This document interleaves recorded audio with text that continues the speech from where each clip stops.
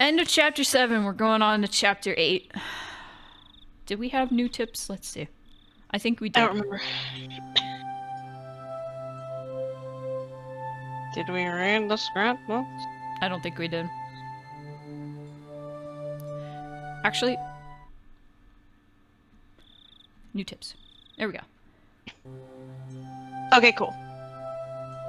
I don't think we need to read this one. I vaguely remember you saying we don't need to read this one. Yeah, post-event festival is... Eh. Nope. It's important.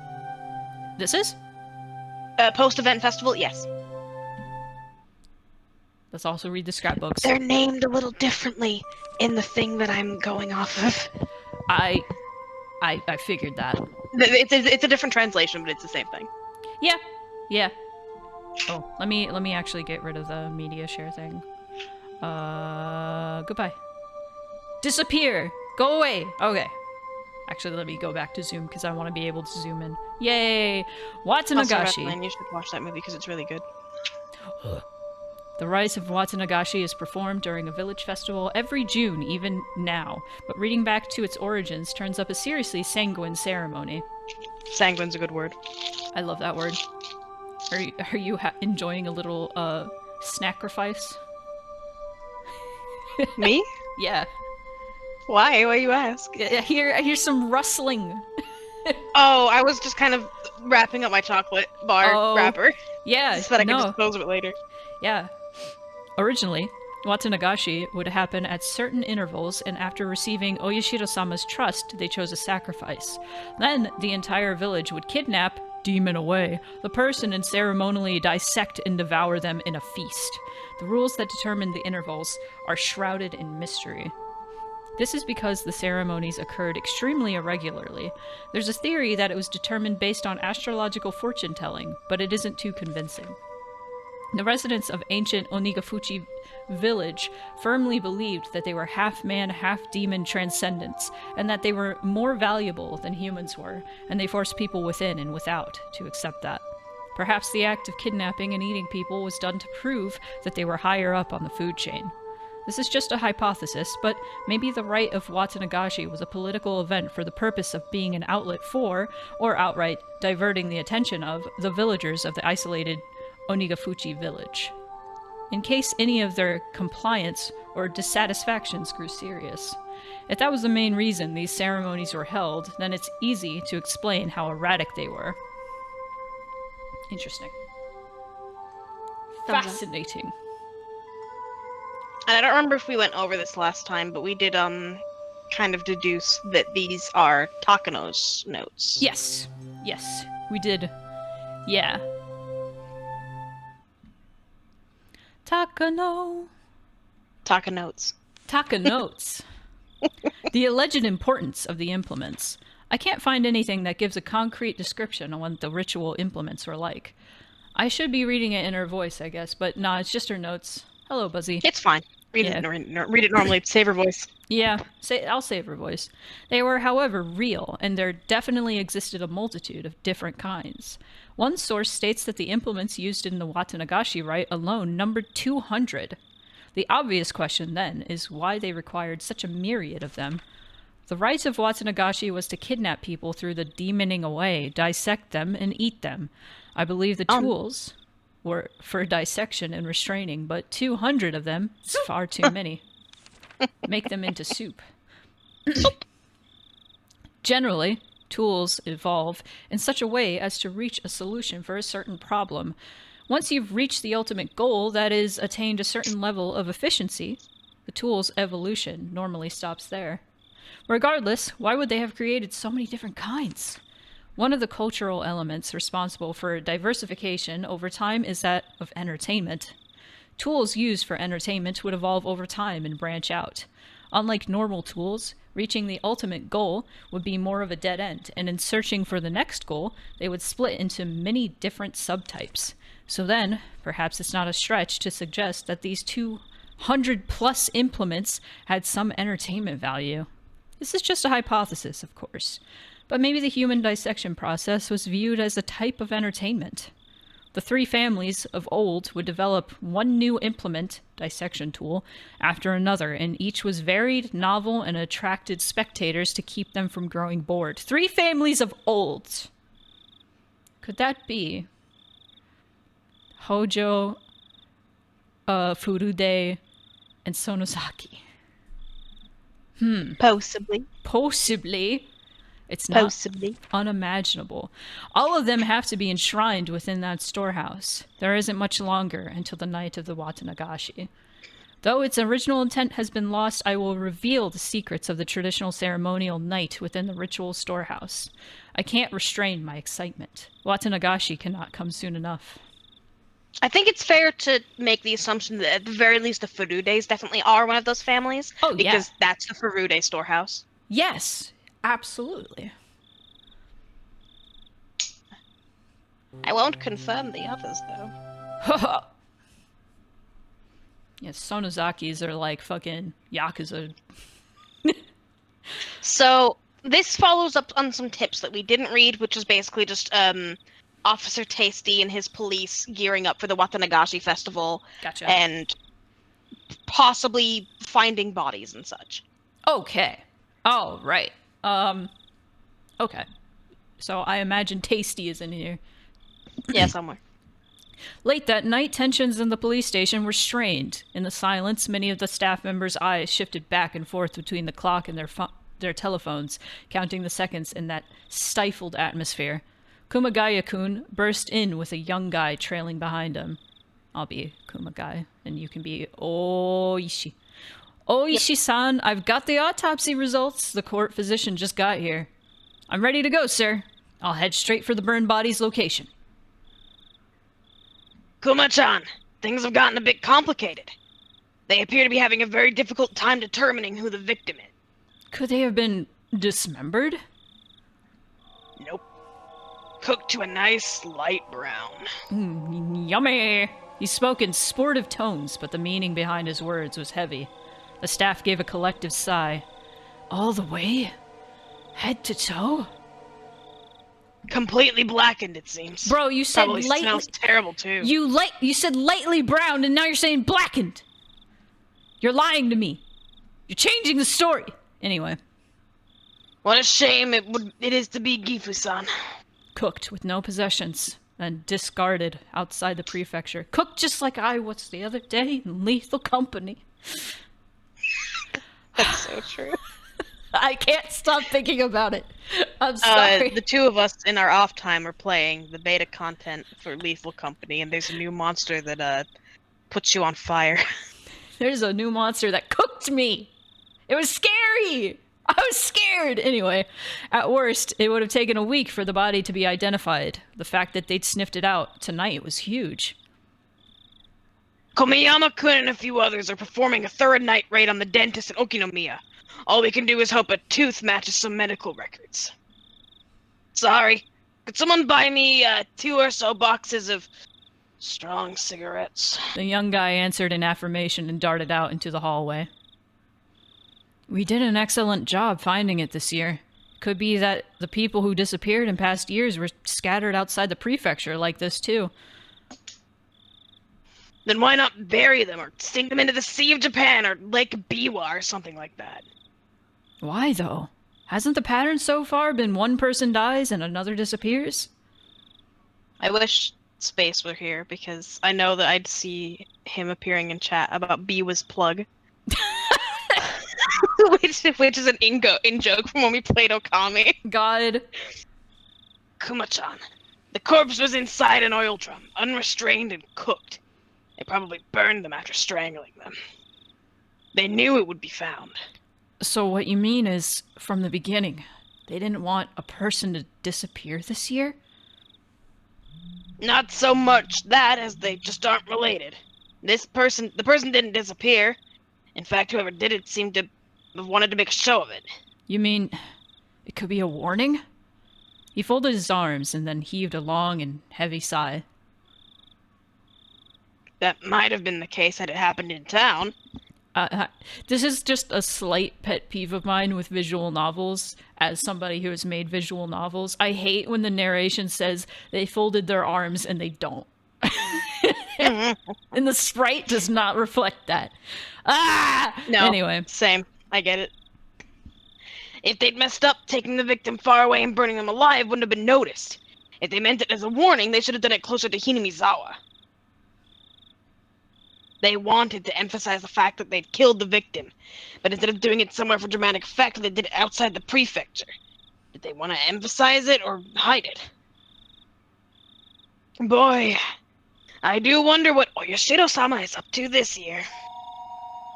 Hello? A telephone ring cut through the heavy silence. A staff member nearby snatched up the receiver. Whoa. Oh, there was one thing I did want to say, because there were a few points in Mixed Feelings where I didn't draw the thing, even though I described it, and I was mad at myself, but I also just didn't want to draw. There was one point where Kahira, like, points up at the sky, and I was gonna make her sprite pointing up at the sky, and I was like, fuck this, I don't want to draw that. I'm just gonna say it. So I kind of understand it. Oh, Streamities, hello. Welcome to my chatbot. You're not wanted today. Get out of here. It's okay, it's a robot. I can say that. Should I be the detective? Yeah. Okay. Because I know Tasty is hard on your voice. A little, but it's fine. A little! Oishi-san, it's Komiyama, there you have it. Dental clinic in Okinamiya fixed the wisdom tooth 3 years ago.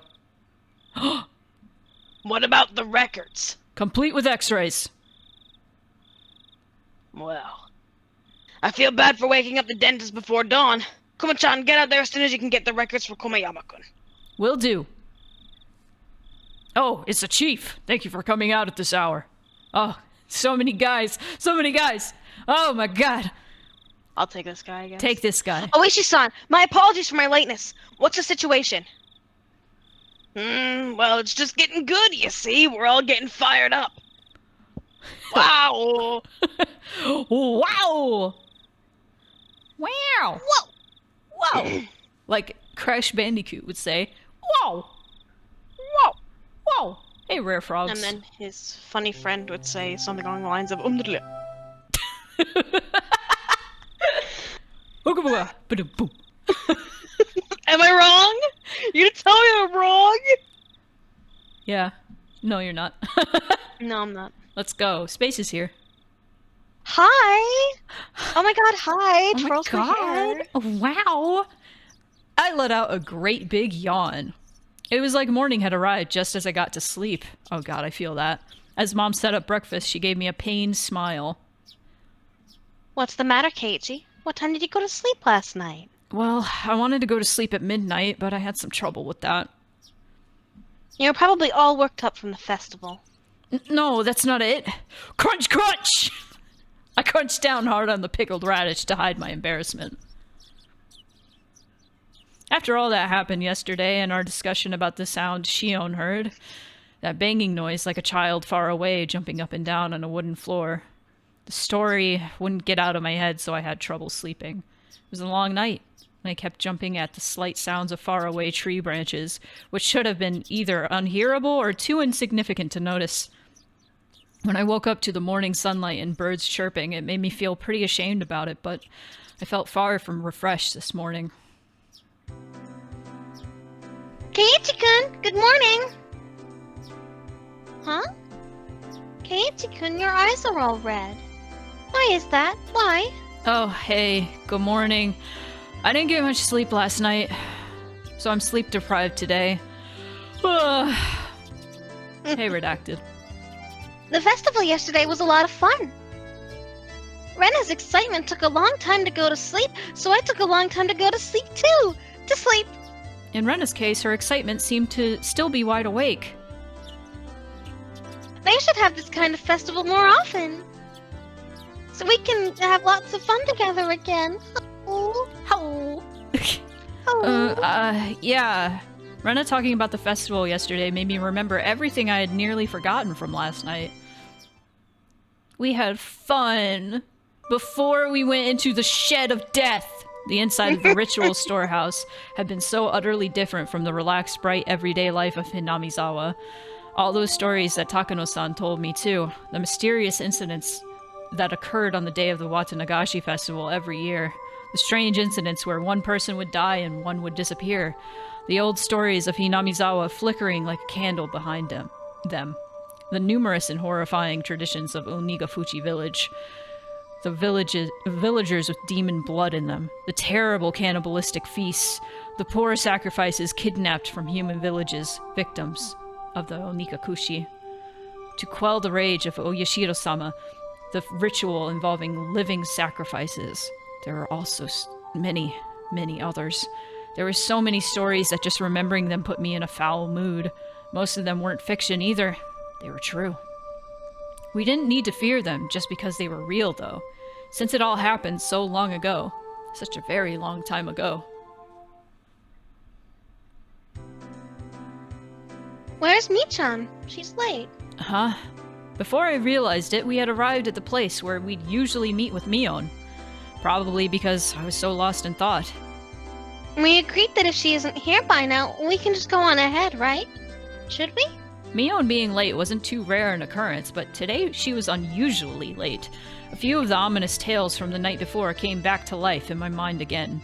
Who would die this year and who would disappear? It couldn't have been Mion? What should we do, Keiichi-kun? If we don't get going, we'll be late. She'll be here. She didn't call to tell us she'd be staying home today, right? Let's just wait 5 more minutes, okay? Oh, that's me. I thought she was about to talk, so I was like, go ahead. It's okay. Rena looked at her watch and seemed a little worried, but then she nodded with a satisfied smile. If we had to wait 5 minutes, we'd have to run as fast as we could to school or we'd be late. As soon as I thought that, we spotted Mion running towards us, out of breath. Michan! You're late! You waited? You shouldn't have gone. You should have just gone ahead. Mion was breathing heavily and her face was all red. Her house was right down this road, wasn't it? Wasn't far enough away for her to end up like this, was it? Michan, are you not feeling well? Huh? Now that she mentioned it, Rena pushed Mion's bangs away and put her hand to her forehead. Oh, this fan service shit. Rena, your hand is pretty cold. Michan, you're a little bit warm. She just ran! It's no big deal. Give it half a day and I'll be as fit as a fiddle. Are you really okay? You don't have to push yourself, you know? What's this? Kei-chan, are you worried about me? That's nice of you. An answer wasn't like Mion at all. She must have had it pretty bad. I don't think this is Mion. I just think you shouldn't push yourself so hard. We can tell the teacher you had to take the day off. I'm fine. I took some medicine. I think it's already working. Mion forced an energetic expression onto her face and flexed her biceps at us. Okay, then let's go. Don't overdo it, but of course, there's the time. We need to run out. We won't make it. This morning sure is thrilling. Maybe it's just what I need to shake off this slowness. Let's run. Hey, wait, you're sick. Don't go overboard. Mion began to run vigorously anyway. Michan is older than us, right? She knows her own body better than anyone. I decided to leave it at that and assume she was fine. Great, then we can get going too. We began to run after Mion.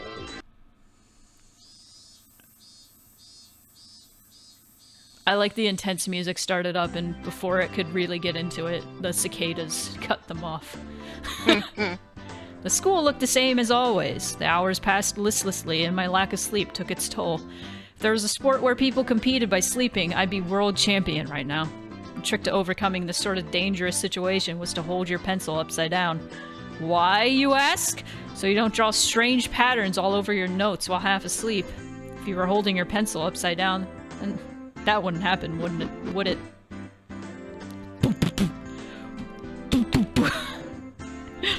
Something that felt like an eraser hit me in the head 6 times. Ow! What was that for, Satoko? I haven't done a single thing! Who else would play a prank on me like this? Oh, it was chalk, not an eraser. Eh? teacher's beating the shit out of me. Behind me, like a female outlaw, might hold razors, was the teacher's shadow, holding 3 pieces of chalk in each hand. And the chalk rumbled. Meibara-kun, go and wash your face. Right, gladly. That alone was enough to wake me up, but I flew out into the hallway as if shoved out by the pressure exuded by the teacher's sheer power. Fear. If I was going to wash my face anyway, then I would rather use the sinks out front rather than the ones in the dark restroom. Thinking that, I left the hallway and went to the entrance. That was a cool transition. The sunlight was strong. So strong you wouldn't think it was June. I turned the faucet, and with a lifeless bubbling noise, lukewarm water came pouring out. If I let it run for a few moments, would it get cold? I looked at it absent-mindedly for a little while. I knew you'd choose these sinks, Kei-chan. Kei-chan. The ones out front just feel better, don't they? Huh. Mion? No cutting class now. I stuck my hands into the water to find it had gotten so cold that it seemed strange it had ever been warm. I scooped it up and splashed it against my face. Once I was done, I moved out of the way, and Mion did the same. Does Mion call Keiichi Kei-chan? I think he does. Like, they do. He does. She does. Or, she does. She does. That's my headcanon slipping in there for that little I mean, I also call her he. God. Mion. I think that's correct. How is your cold doing? You're sleepy because of the medicine, not from lack of sleep, right? Actually, this is a secret, but after the festival yesterday, I got wrapped up in the party my relatives were having. And, well, I had a bit. A bit. She made a gesture like she was tilting a cup into her mouth, which means you didn't have a cold or anything. Are you hungover? How old are you? Give me a break. I really don't feel well, you know. I suppose she'd be feeling lousy either way. Still, you treat colds and hangovers in completely different ways. I was worried over nothing. I mean, hangovers still suck, but whatever. Man, I guess that's just like you, Mion. Mion scratched her head, a little embarrassed. She didn't seem to be feeling well, but now that I knew it was a hangover, I didn't need to worry too much. It would go away with time, after all. Oh, but my head really is pounding, so the teacher told me I should go home early. Ah, you cheater. So are you going home now, Mion? Now that I looked again, Mion had her bag with her. She must have been on her way home. Yep, I feel bad about it, though. I'll get some rest at home like a good girl. Sorry, I can't make it to the club. Would you take over as leader for today, Kei-chan? I don't know if that will happen. We have that unspoken rule where we don't do the club unless everyone is there, don't we? We never did it when you had to go to your part-time job, did we? Mion laughed wryly, saying we didn't need to worry about her. No matter how much fun we have, though, I think that feeling guilty about friends who can't share in it is the sign of a really fantastic friendship. In that sense, the club Mion has created is a wonderful thing. As I thought about it, the moisture on my washed face dried up. I suppose we were talking too much. If I didn't get back to the classroom soon, I could get in trouble. Okay, later. I'm going back. Be careful on your way home. Don't wobble into a sewer or a brook, got it? I left it at that, turned around, and started heading back to the classroom. Oh, one more thing, Kei-chan. Mion stopped me, and I turned my head to listen. What's up? This may sound weird, but don't think too hard about it. Well, that depends on what it is. Last night, near the end of the festival, did you see Tomitake-san or Takano-san anywhere? I suddenly tensed up. You know Tomitake-san and Takano-san, right? You remember Kei-chan when the 4 of you were talking during setup the day before? If I could, I wanted to forget about sneaking into the storehouse that night as soon as possible. So hearing the names of the people I was with at the time really got to me. Besides that, though, why was Mion asking me a question like that? I ended up staring at her, unable to answer immediately. Was she asking to see if I had seen them or not? Or was she asking the question knowing that I couldn't tell. Maybe? I might have seen them around, I don't know. My vague response was clearly not to Mion's liking. What answer was she expecting from me? There was no way for me to know. Espine! Hello. Sorry, breaking up the tension. I just love that name. I see. Then, one more question. On the same night, did you see Shion? My heart leapt into my throat again. The tiny needles buried underneath Mion's words pricked into me.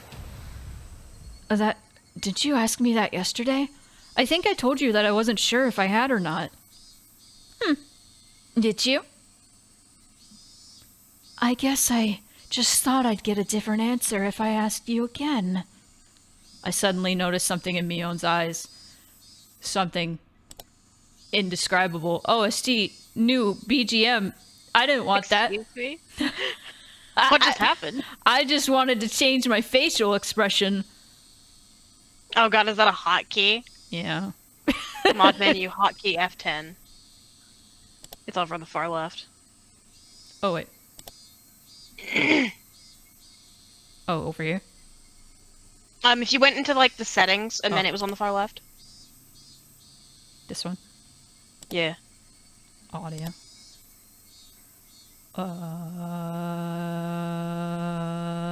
I think we were on... Jins? Gins. Yeah. Maybe. Okay, now I have to have this face the rest of my life. Unless we want to just change the music randomly as I change my expressions. I suddenly noticed something in Mion's eyes. Something indescribable. CG? Tomitake-san and Takano-san. Shion too. She was asking me about them. There was no doubt about it. Last night, the four of us snuck into the ritual storehouse. She knew everything. So what? There's not really a curse anyway. That's right. Even Shion and Takano-san said yesterday during the festival there was no curse. And that, rather than a curse, it was the doing of the villagers. My blood curdled. Mion was, almost without a doubt, aware that we snuck into the storehouse. It was nothing strange. I screwed up bad flipping on the light switch last night. If Mion had been searching for me, it was simple to imagine that she had seen that momentary light and come to find out what was going on. Did you really not see her? Why are you so intent on knowing if I did or not? It's not important. It's just that there are some people who are speaking poorly of Tomitake-san, Takano-san, Shion, and you, Kei-chan. I didn't really hear what they were saying, though. Unpleasant sweat dripped down my arms, and the sound of it hanging from my fingertips was so annoyingly loud. I don't believe that you were doing something bad. I just wanted to ask a bit about it, so I did. Sorry for making you uncomfortable, okay? I found myself unable to reply. My reaction must have made it obvious what the truth was, and yet I couldn't explain myself. Kei-chan, you weren't with Tomitake-san, Takano-san, or Shion. Right? Yeah. I finally wrung out an answer between ragged breaths. Mion's expression softened a little. That's good. I'll have to tell them. You weren't involved in anything bad, Kei-chan, so I'll make sure to tell everyone. Yeah, please do. Tell them I wasn't, doing anything bad. To everyone, make sure everyone, who is everyone? Okay, later. I'll be better tomorrow. Bye-bye. Oh, fucked up. Wait, Mion. What do you mean by everyone? Just then, a freezing cold hand touched the back of my neck. Hey, you're late, Meibara-kun. How long does it take you to wash your face? It was the teacher. I was taking so long she came out to get me. I'm sorry, I was just speaking to Mion. I turned around, but Mion had crossed through the schoolyard without me realizing it and was now standing at the gate. Come Come, back to your studies. Quickly now. Teacher was being insistent. We returned to the entrance. I looked back one more time and Mion was nowhere in sight.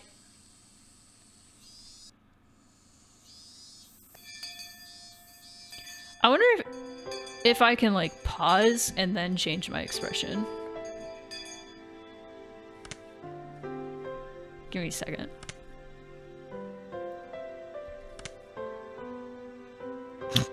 Okay. I am back to normal. Keiichi, you haven't seemed well all day.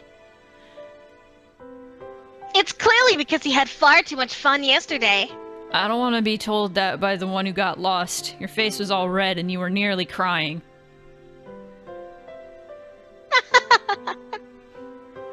Satoko-chan was so cute last night. Hello. My friends did their best to try and cheer me up, but it didn't lighten my mood. Was it far worse than I thought? I keep clicking out of the window. There we go. How fucking dare you? Had I really done something that terrible last night? These thoughts remained with me for the rest of the day.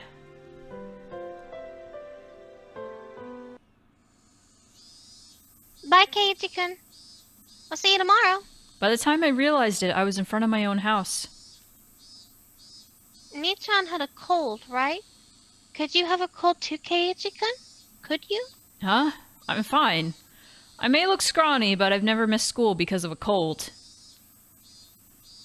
Both you and Nichan didn't look so good today, though.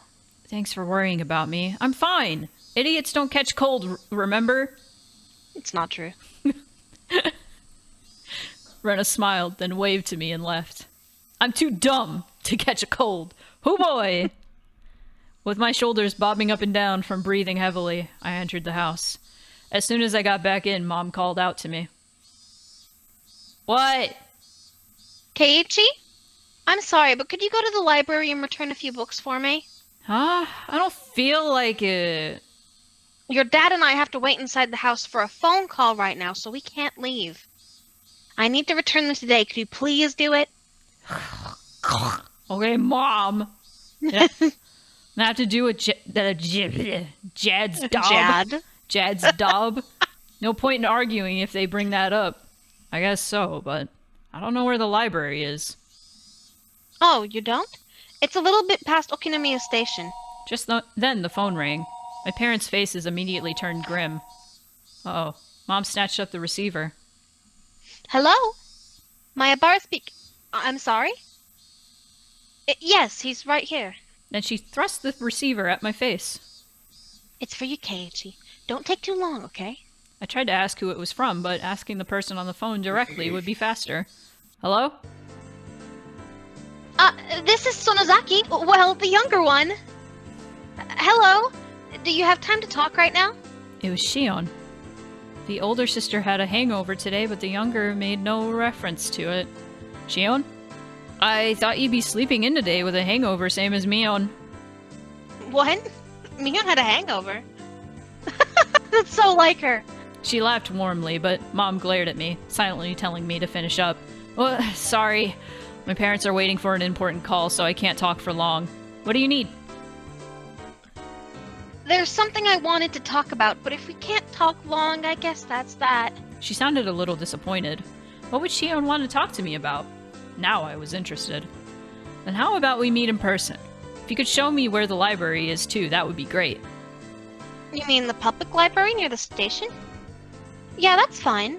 I go past there on my way to work anyway. Okay, then you know where I usually meet up with Mion? At that intersection where the small path from the Sonozaki house splits. Oh, hey Chan, did I not tell you? I don't live at the main house, I live in Okinomiya. If we could meet by the ticket machines at Okinomiya Station, that would be great. Main house? Living in Okinomiya? Now that you mention it, it's always seemed like the Sonozaki sisters weren't communicating. Did they live in different houses? Also, now that she mentioned it, Rena said she'd never met the younger sister, despite going over to play sometimes. Let's meet at the... So true, Space.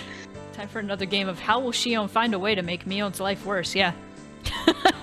Let's meet at the station then. I'll go there right away. Bye! set the receiver down, and Mom immediately thrust a large pile of library books in my face. 6 volumes of long-form mystery novels. Mom had her own hobbies. Thank you, Keiichi. Be back by nightfall. Got it. Okay, I'm going. I suppose I changed my clothes and grabbed my bike key. I climbed the stairs to my bedroom. Shion had been waiting for me already, so meeting up was a smooth process. Wow, Mio never keeps her appointments. I mean, honestly.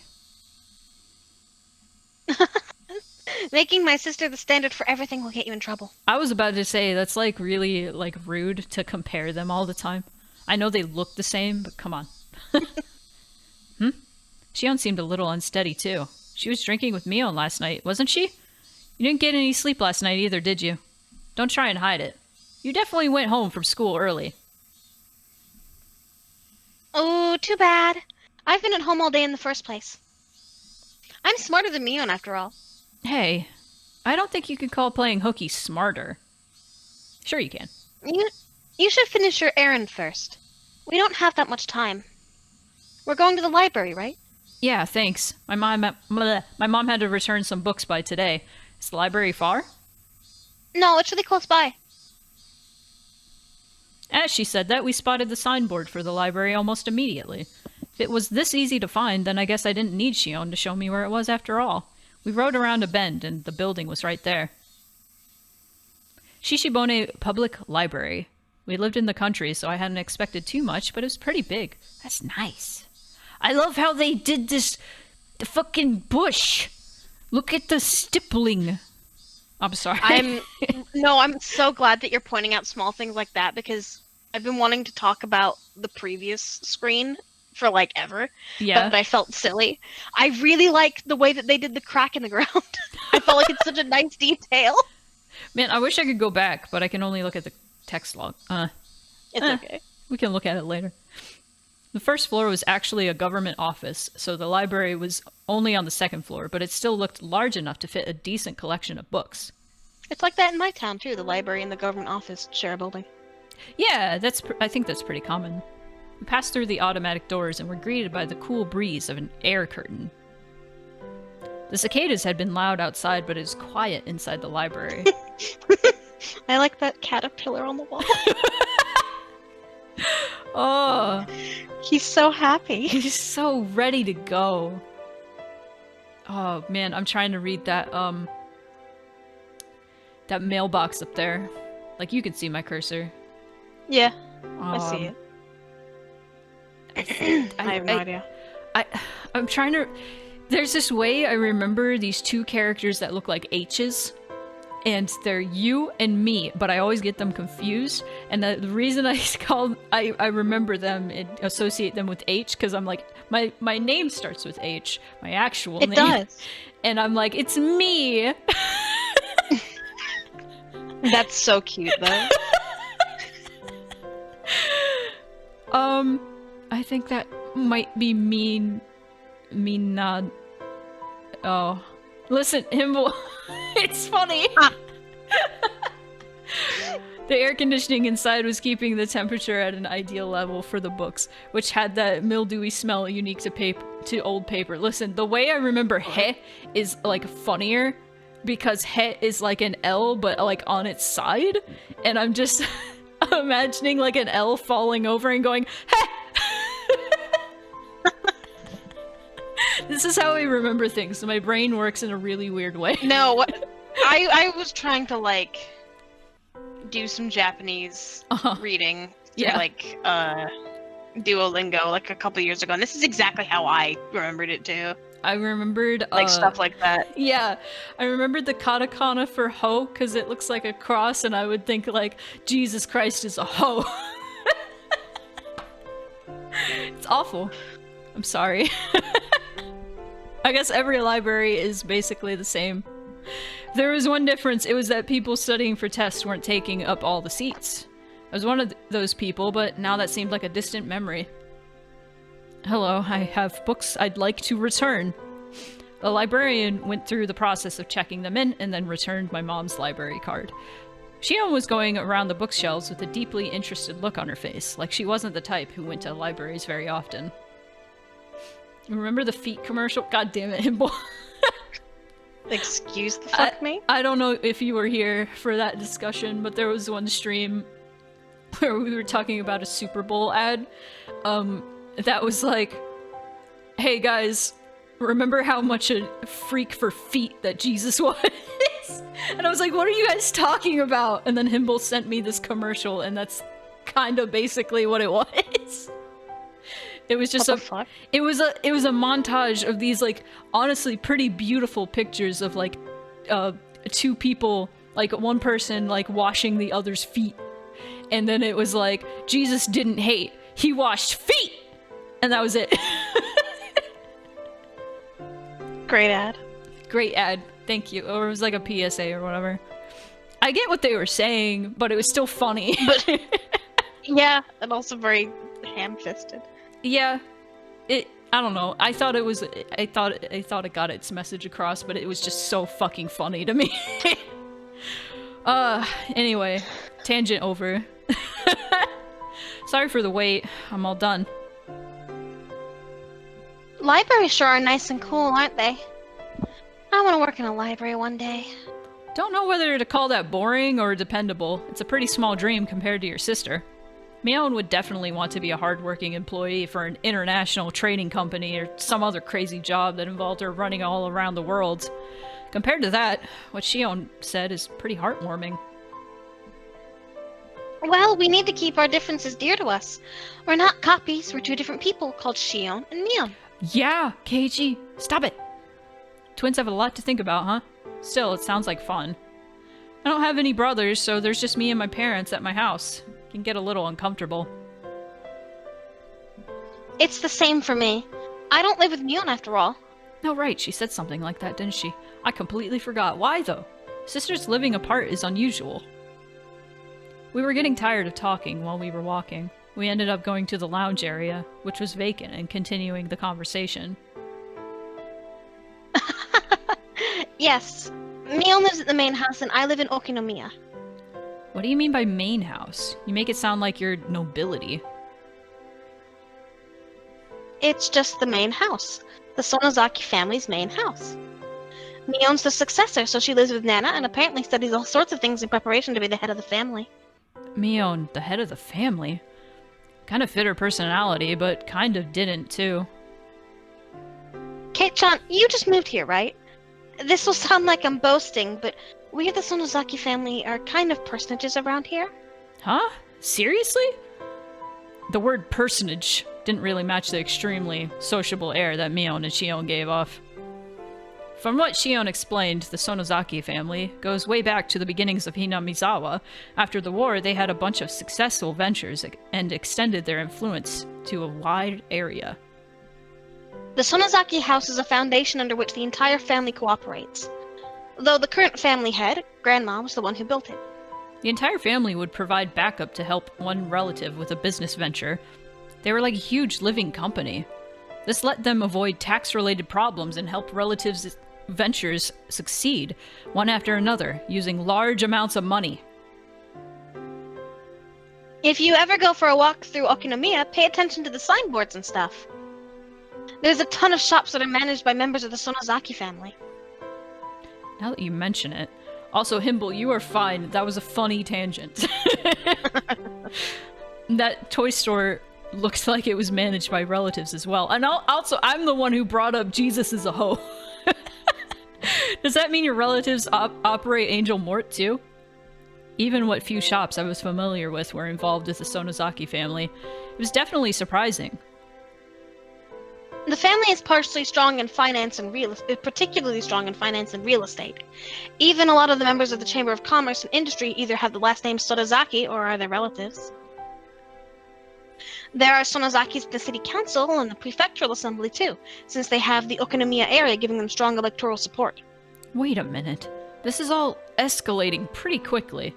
Her relatives operate shops in downtown Okinomiya, and they're especially strong in finance and real estate? On top of that, a lot of those in the Chamber of Commerce and Industry are relatives, and there are even people elected to local offices. No, I don't want an ad. We'll find a stopping point soon. So then, Sonozaki family, it's pretty famous in this area? Oh! Yes. Oishi jump scare. It's crazy. All of a sudden, a cigarette-smoking, overweight old man interrupted our conversation. Wait, I know this guy. Hello. Good afternoon. Are you on a date today? What I would give to be young again. If you thought we were on a date, then why are you bothering us? Oishi-san? That was it. He was Oishi-san. A police officer. I thought it was this person who came to my rescue when I got involved with those delinquents before. Now that I thought about it, Mion didn't seem to like him very much. No, I apologize. I heard a familiar voice, so I came over to see. Oishi-san laughed coarsely, not showing any sign of giving up. As Shion watched him do so, I didn't feel the same sense of malice from her as I had from Mion. Mayabara-san, right? You're one tough guy. Two-timing the Sonozaki sisters, are you? Chill out, man. Chill out. No, I'm not two-timing anyone. I turned around to look at Shion and plead for help, but she grinned and maintained her silence. Her gaze wandered. She looked at the clock. I'm sorry, Kit-chan. I really need to get to my job. Huh? Oh, did you? Wait, didn't Shion have something to talk about today? Now this weird man is here, though. Yep, I'll see you later. Oh, I'll give you a call after I'm done. It'll be okay to call at night, right? Yeah, probably okay. Then I'll talk to you later tonight. Bye. Shion left so fast she was practically running. Oishi-san was waving at me with a grin. I felt like I'd been left here as bait so she could get away. Maybe she was lying about having to go to work. You're quite the big shot, being so close to the Sonozaki daughters. Maybe I should rethink how I talk to you, too. Oishi-san put a coin into a vending machine as he said something a bit appalling. Is iced tea okay with you? You want milk in it? Huh? Oh, no, that's disgusting. I'll put some in then, alright? Why would you put milk in iced tea? Here you are. Ah! He handed me a cup of tea filled to the brim with ice as I looked on absent-mindedly. I mean, to be fair, I've had matcha tea with milk that was iced, but fucking whatever. I don't think I'm obligated to have a guy like this buy me a drink, but he did get it for me, so I'll thank him. Was Oishi-san just killing time? We didn't know each other well, but he still engaged me in conversation about all sorts of dumb things. When I thought back to how I talked with Shion, this seemed like a total disaster. Mayabara-san, how much do you know about Sonozaki-san? I mean, JM, I guess it depends on the type of tea. It could be matcha. That would be good. Anyway, other than what I heard just now, nothing. Until then, I hadn't known... Ah! Alright, I'll drink water. It's not tea, but it's water. Until then, I hadn't known anything about either Mion or Shion other than the fact that they were interesting. I really did only just learn that she was the daughter of some prestigious family. Sonozaki's Oh, that's me. You. I'm sorry! The Sonozakis are a Yakuza group with this entire region under their thumb. Plus, her father is a high-ranked executive in the Yakuza Association. Did you know that? I figured! What? An executive? Have you ever seen where Shion-san lives? It's the very picture of a gang boss's hideout, protected by high walls, barbed wire fence, security cameras. If you have the chance, you should go and visit her. She'd mentioned Mion being a successor, but to a Yakuza group? No. Not at all, not at all. A boring old Yakuza group isn't the only thing Mion Sonozaki will inherit. She's inheriting the Sonozaki family itself. I'll leave it to you to mull over exactly what that means. Oishi-san had spoken lightly about all this from start to finish, but what he was saying wasn't light in the least. It was abrupt and unbelievable. If Mion-san wanted to, she could kill someone in the middle of the street and still cover it. Not only would witnesses not show up, but she'd put pressure on the police, too. Mion would never kill someone. She wouldn't. I'm just speaking hypothetically. Your name, it was Oishi-san, right? Yes, that's right. Then, Oishi-san, whatever family Mion comes from, it doesn't change the fact that she's the best friend I could ever have, and I'm proud of that. I don't appreciate people speaking ill of her. I let my quiet anger... Oh! Thank you. To Rena Ryugu? Wow! Rena! She's here? Rena's Rena! here! Rena got gift sub! Thank you. Oh my god, Rena, I love your work. Wow! I'm starstruck. That's so cute. I let my quiet anger show through in my gaze as I stared at him. Of course, I can never seem to tell what he's thinking, so I didn't know if it had any effect. Then let me be frank. If Mion-san was suspected of a handful of incidents, what would you think? Suspected? Incidents? Jam! Thank you for the gift sub. You can't just say terrible stuff like that on a whim. Then it would be... Oh my god! Yo! Whoa! Yo, why are y'all hype training? There's shit happening! Higu's hype train! Higu's hype train, let's fucking go! Thank you, Buzzy. Also, Buzzy, you did mention there is milk tea. I forgot, and I live, like, near a milk tea place. So... It would be a misunderstanding, of course. Mion may say some dangerous things, but she's not the kind of person who would do something so awful. Mayabara-san, keep your voice down. We're in a library. Oishi-san shushed me, but in a state of heightened excitement as I was, I wouldn't be calmed so easily. Please calm down. As I said before, the Sonozaki family holds a lot of power in this region, for better or worse. So if anything happens, they would immediately be suspect. I'd appreciate it if you understood that. Well, I know what Oishi-san is trying to say. Combining it with what Shion told me before... Thank you, JM, for the gift sub. What Shion told me before, the Sonozaki family is huge and controls everything from Hinamizawa to Okinomiya. Mion, meanwhile, is its successor, who apparently holds strong influence over the entire family. Still, that's all? That's the only reason they're suspecting her? I'm just doing my job here. Not to doubt Mion-san of anything, but to clear up suspicions surrounding her. Please think of it like that. He could talk a dog out of a meat truck. He was the definition of a shrewd, unfair adult.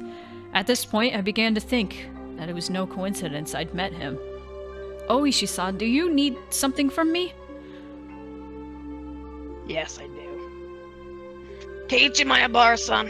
He answered in an absent tone of voice. Oh, that's me. I thought it was him for some reason. Mion's being suspected of something, and you came to hear from a friend of hers. Me. Is that it? No, that isn't it. I didn't come to talk to a friend of me and Sonozaki-san. I came here to talk to Keiichi Mayabara-san. Thank you, Buzzy. It would probably have bothered you had I visited your house. To me? What do the police want with me? Having realized this faked coincidental meeting had me as its target, my mood immediately turned foul. You don't need to be so tense. Calm down and just answer a few questions. Am I being questioned? That's what answering a few questions means, Keiichi Maibara? You dumb? Anyway. Let's call it with a chat with a guy you happen to run into. Oishi-san freely suggested that I relax. That said, behind his eyes was a light, which I could only see sometimes, that was sharp as a hawk. If I tried in vain to run away, he might actually take me in and bring me to an interrogation room or something. That was undoubtedly unpleasant thought. You had a roaring good time at the Watanagashi Festival last night, didn't you? Don't beat around the bush, please. I can't do small talk right now. Last night during the festival. Did you see Jiro Toмотake-san and Mio Takano-san? I love that moment of silence and then the boop-boop-ba-doo-doo-doo. Sorry you can't hear it. Gulp. It's fine. I could plainly feel myself give a start. Where did I put those pictures? Ah, here they are. But thank you, JM. He opened a small notebook and removed 2 photographs. I didn't have to look. Well, who knows? I might have seen them around, I don't remember. I was asked the same question for the second time today. I gave the same answer for the second time, too. Your memories are blurry. You couldn't have possibly been drinking or anything? Here, too, I got the same answer as I had from Mion. I realized he wasn't taking my vague reply well. Why is he asking me the same thing Mion did? The dark feelings I had nearly forgotten due to my conversation with Shion came rushing back in a hurry. We snuck into the sacred ritual storehouse, a punishable act. It was on a tiny impulse. While it may not count for much now, I do feel sorry about it. I'll ask you again. Did you see Jiro Tomatake-san and Mio Takano-san at the festival last night? Oh, Jesus. His tone was soft. But there was a dreadfulness in his voice, clearly different from the first time he asked. I'm scared. That was exactly how I felt.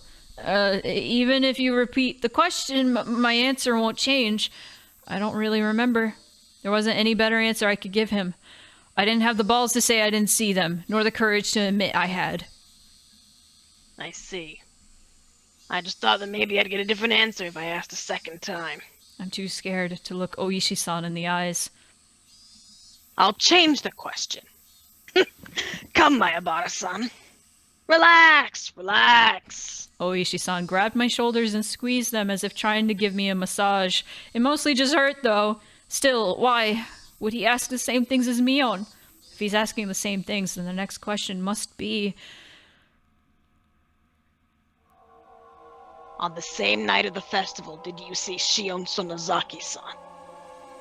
Clatter, clatter, clatter. I wondered what that sound was, and when I looked down, I saw that it was the unmelted ice in the cup I was gripping in my hands.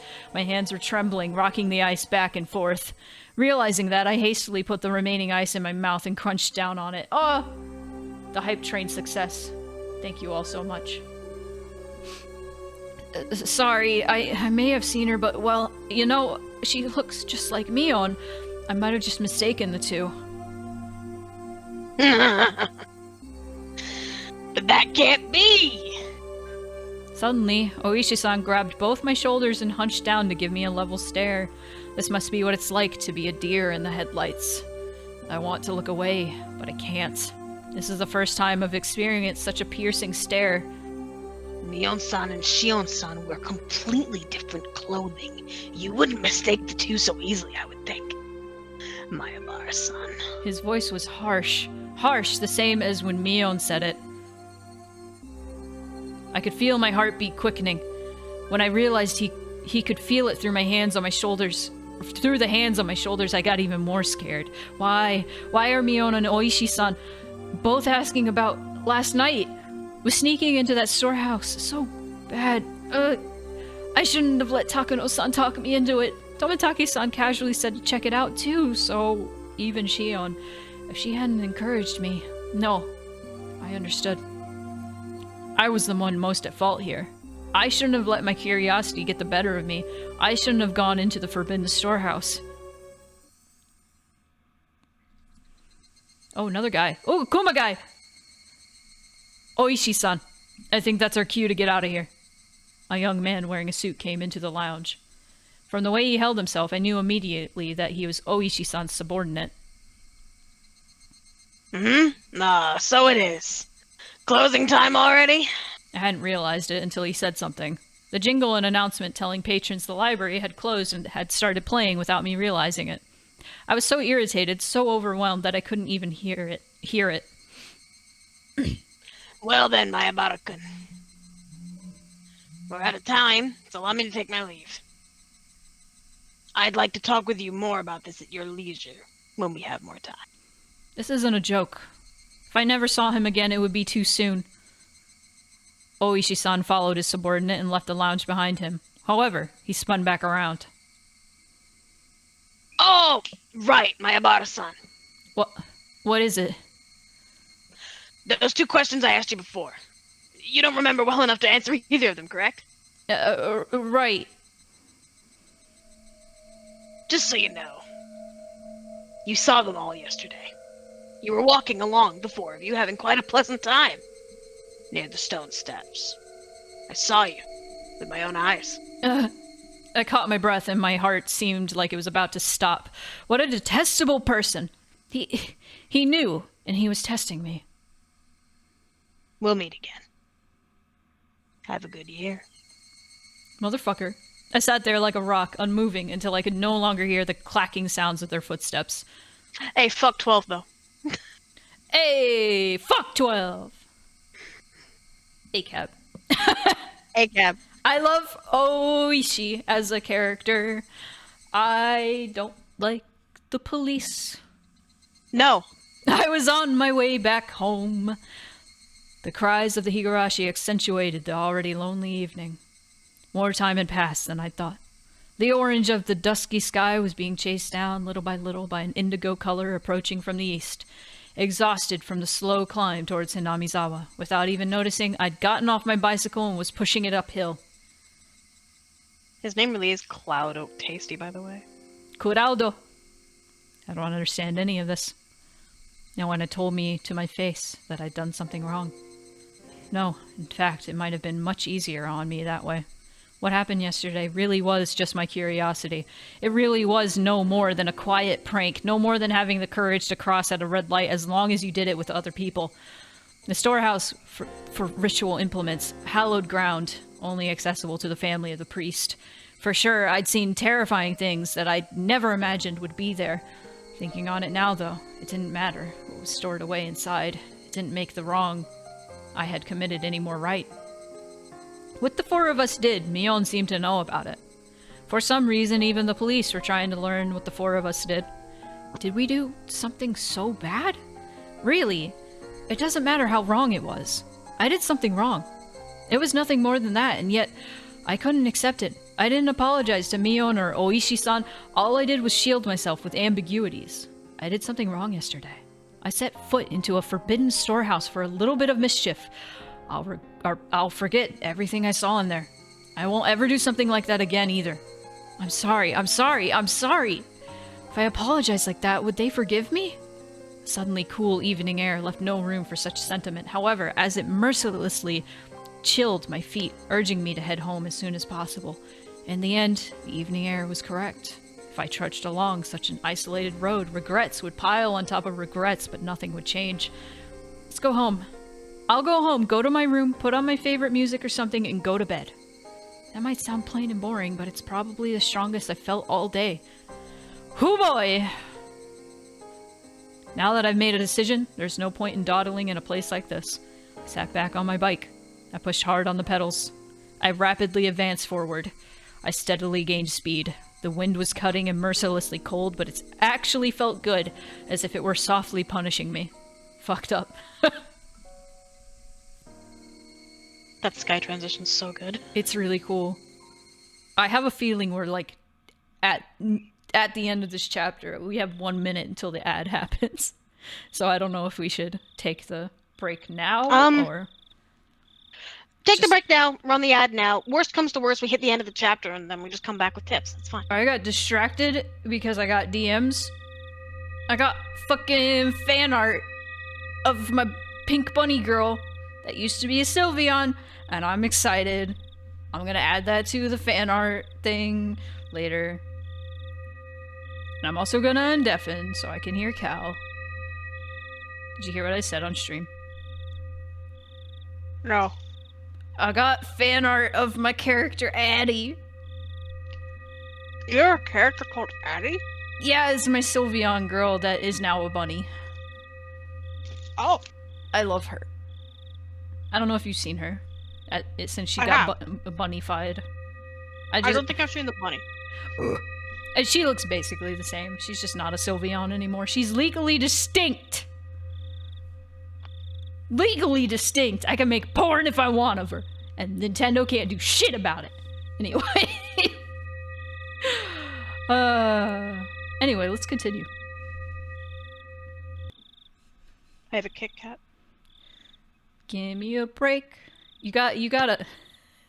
Always with the porn in it. Listen, Blim, this is a real thing. This is a real fucking thing. I'm dead serious. Nintendo sends cease and desist to people who draw porn of their IP. They do this. Like fan art, they do that. They don't, obviously not everybody, but on Newgrounds, recently, they were sending out cease and desist to people who were drawing porn of their, like, characters from their things. And this is why I'm like, that's probably not a good idea. If I have Pokemon OCs and I want to do something with them, I'd probably get in trouble if it blew up. And hence, my Sylveon girl is now Bunny.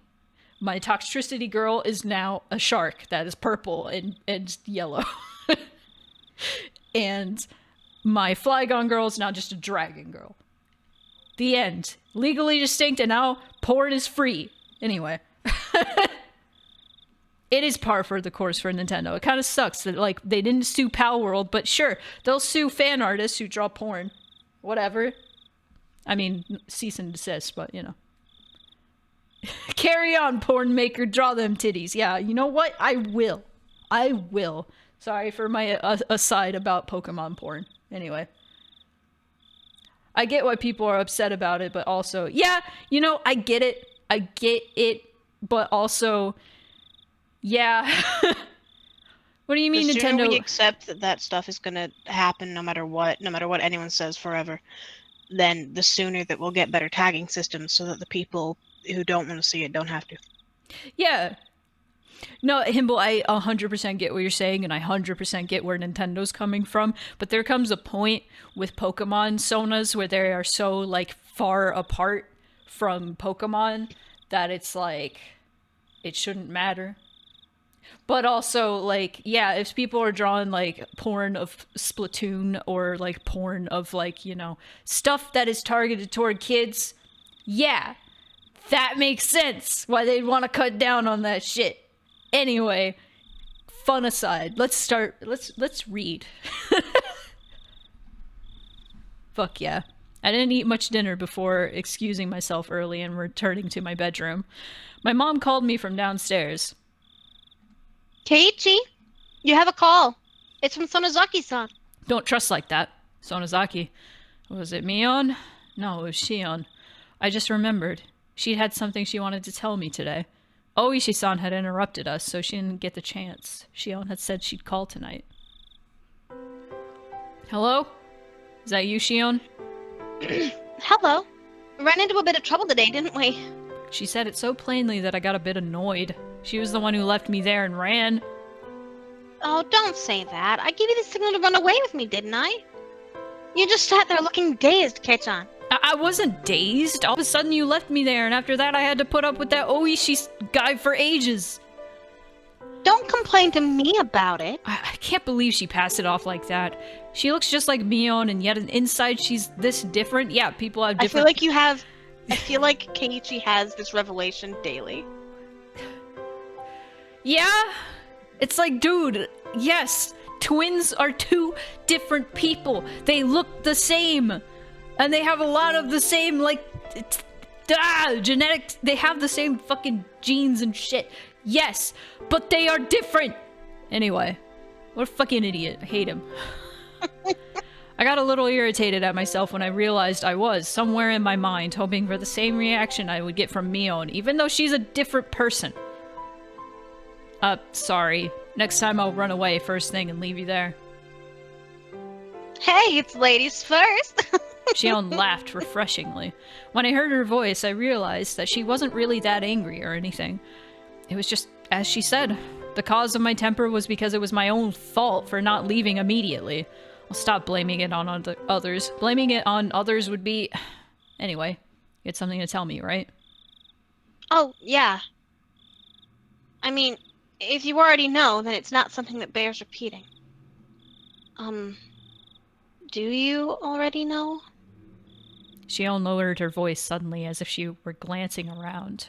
I had no idea what I could already know. Sorry, but I have no clue what you're talking about. At least give me a hint. So that means you don't know. She seemed to take my stupid-sounding question as evidence. However, her voice didn't sound disappointed or exasperated in the slightest. Actually, it's about last night, during the Watanagashi festival. My entire body jolted as I was assailed by a terrible feeling. Is Shion going to ask the same thing? Hello? Kei-chan, are you listening? Yeah, I am. What about last night? The four of us went in there, right? She didn't beat around the bush. Whether or not I wanted to admit it, that was the actual honest truth, and I couldn't act like it hadn't happened.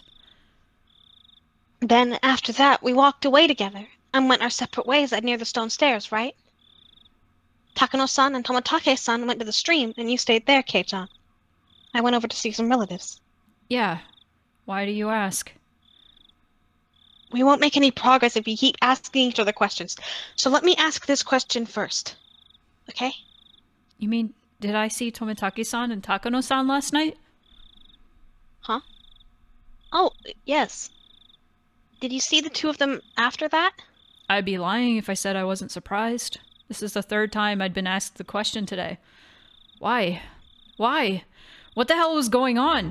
Why? Why are you asking me that? No, Kei-chan. I'm asking the question. Please answer me. Did you, Shion? If you answer first, then I'll answer. My shabby response betrayed how scared and small I felt now, after everything that had happened today. Shion didn't say anything for a few moments. Just as I was beginning to think I'd really put my foot in my mouth with that response, she finally answered me. Of course I didn't see them. My relatives were with me and they can vouch for that. I didn't see them either. People can vouch for me too, like Mio and Rena and everyone else. Now that we knew our answers matched, she let out a sigh that sounded more relieved than anything else. Thank you for answering me honestly. Okay then, I'll tell you. Apparently, last night, Takano-san and Tomitake-san died. Sorry, Shion. What was that you just said? Apparently, last night, Takano-san and Tomitake-san died. Takano-san was found burned to death. Tomitake-san, well, it looked like a suicide. I found out this morning. I heard my dad talking to a relative on the phone about it. Late last night, a police car on its way back from festival security duty had discovered Tomitake-san lying in the middle of the road heading toward Okinomiya. He died the same way as last time. He had clawed out his throat and died. What? He clawed out his own throat? That bright, cheerful Tomitake-san committed suicide? That can't possibly be right. The police did an autopsy. He did it with his own fingernails. He scratched at his throat so hard that he ruptured blood vessels and bled out. He died in a pool of his own blood, that's what they said. I've never heard of such an insane suicide. You can't just scratch open your own throat like that. I realized I was yelling too loudly, so I lowered the force I was putting into my voice. I didn't want my parents to hear me, so I switched to the cordless phone and ran up to my own room.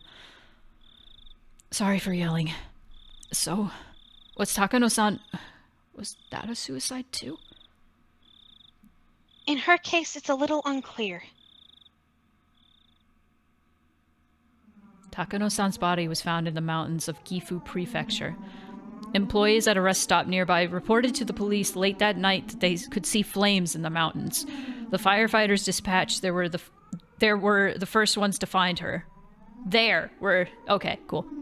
An autopsy concluded that it was the burned corpse of a half-naked female. They initially considered the body beyond recognition, but directly after, there was a request for a dental comparison from the prefectural police station in Okinomiya, and the results concluded that it was Mio Takano. The cause of death wasn't confirmed, but it was highly likely to have been a homicide, since she was in her undergarments and her clothes were nowhere in the area. The oil drum had fallen. Oh, that's you. That's me. My bad. The oil drum had fallen over, so it's also possible she burned herself to death. It couldn't possibly have been suicide. If you're going to die, there are plenty of easier ways, aren't there? This can't be suicide. That's what I think. It's unthinkable that Tomotage-san would kill himself too. After the two of us rattled on at each other, there was a silence as we paused to catch our breaths. And as we calmed our nerves, right then I understood what Shion's story actually meant. I think it will end up being Oyashiro-sama's curse. We all did more than enough to deserve it, after all. Deserve? You've got to be kidding. It's not like Shion wanted to see it with me. I just went along with her.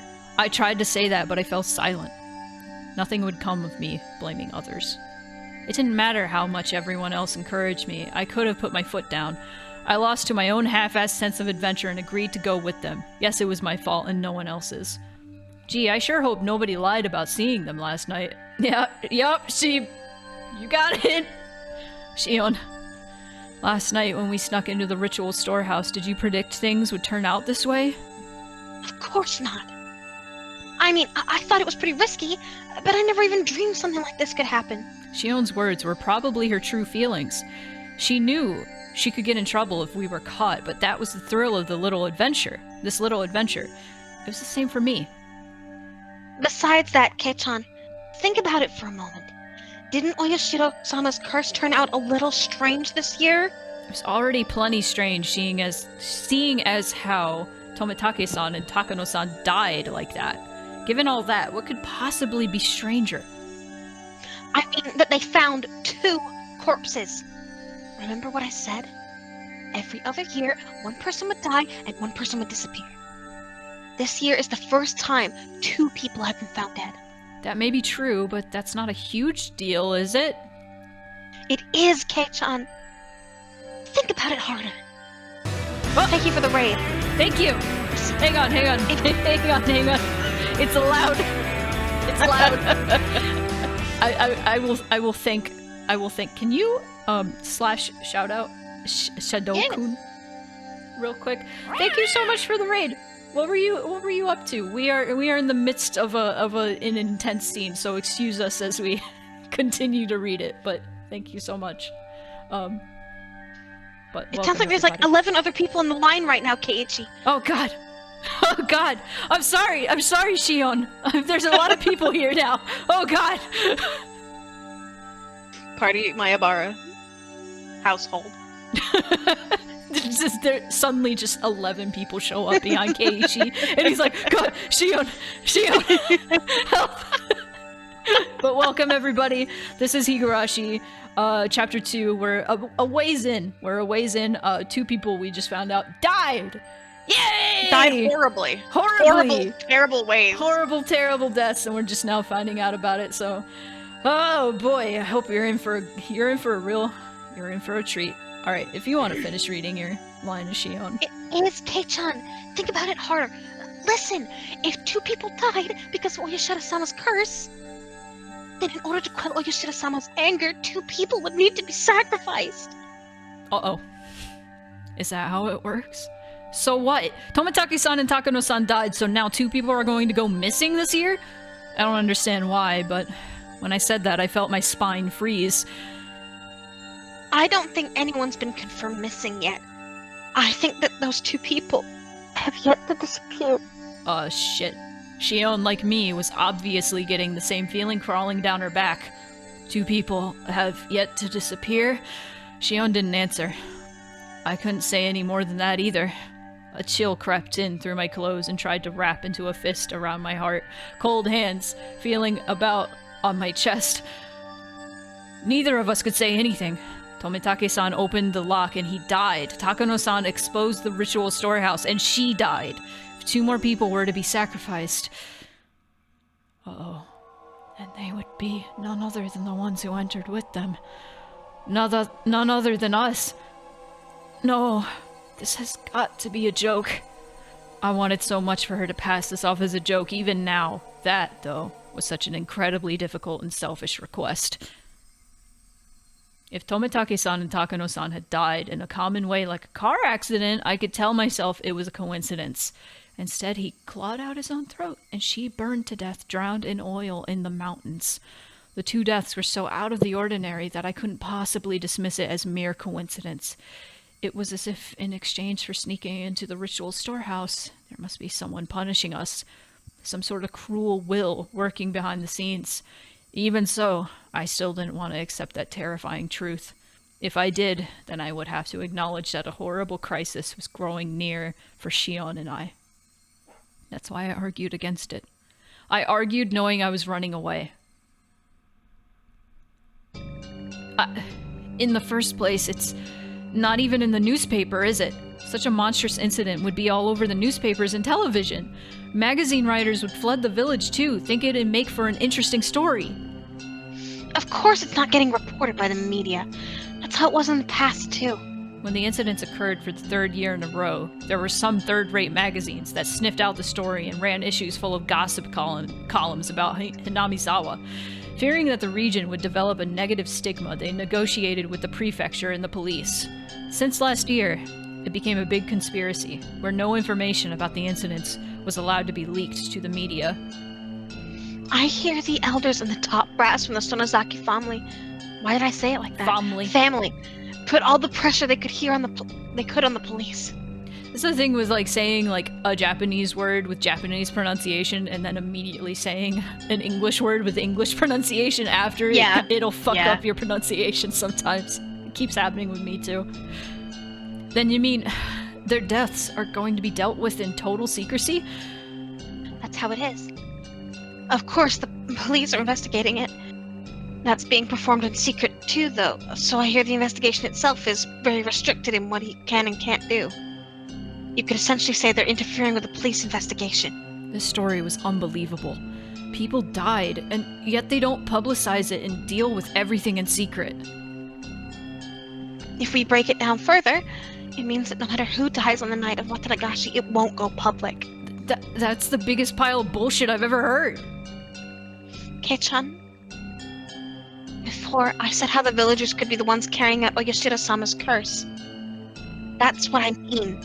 At some point, a tradition was created here in Hinamizawa, where every year you're allowed to kill someone on the night of Watanagashi under the guise of it being Oyashiro-sama's curse. When someone dies on the night of Watanagashi, it turns into the curse of Oyashiro-sama. The curse turns into the serial murder incidents. In order to avoid exacerbating the negative stigma surrounding Hinamizawa, those incidents are dealt with in secret. That's insane! Dead and missing people turn up every year.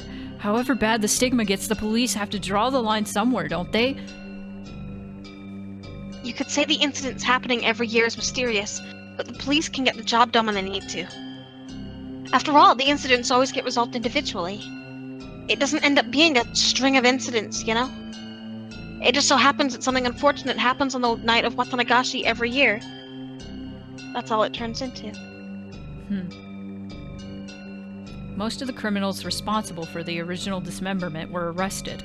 The last one managed to get and stay away, but the events were totally exposed and elucidated, but it was, in essence, resolved. I don't know if I've ever read that word, so I'm sorry if I said it wrong. Elucidated? You said it right. Elucidated. It's such a cool word. What the fuck? The dam supporting couple who died in an accident on the second year, that was an accidental death, plain and simple. They made a lot of investigations into the possibility of it having been a homicide, but they didn't turn up anything.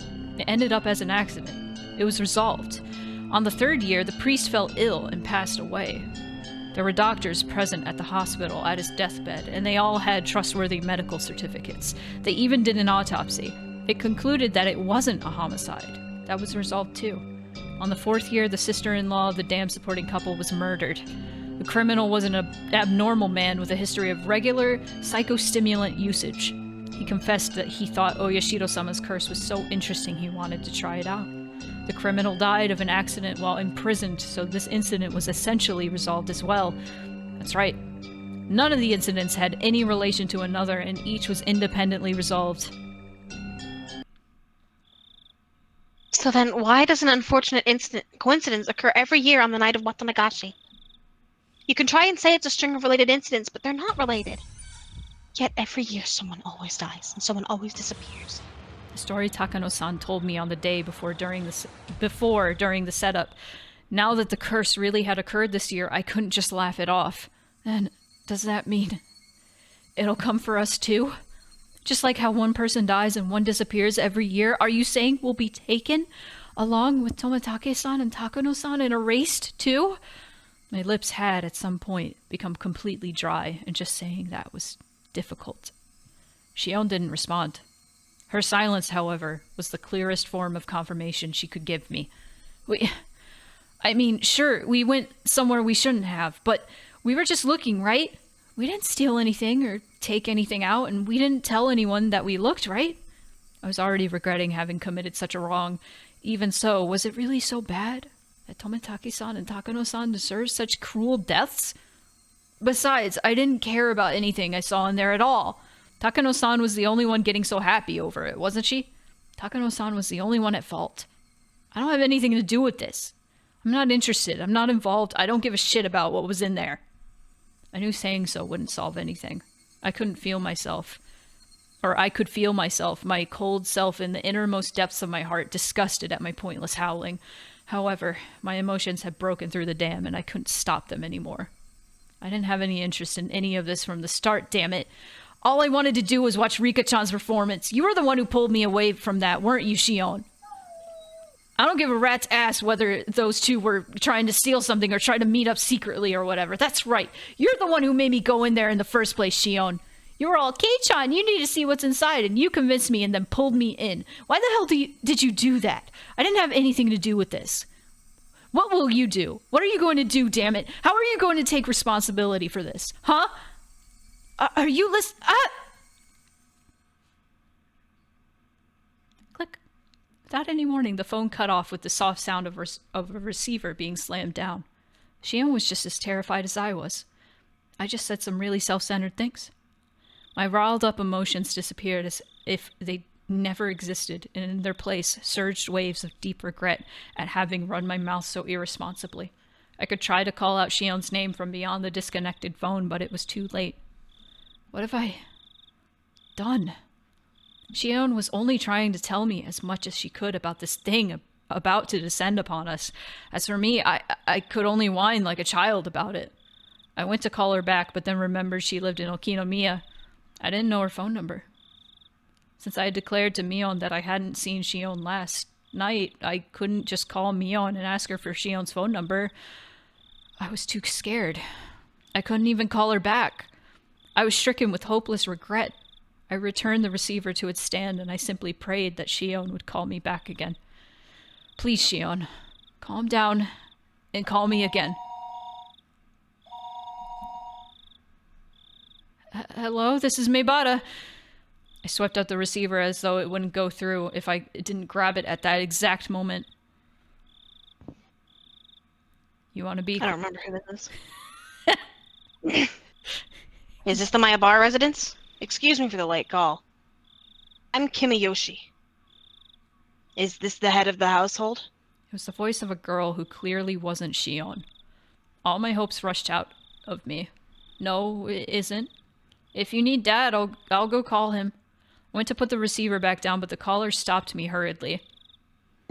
Oh, no. If he's busy, then it's fine. This may be a strange question, but...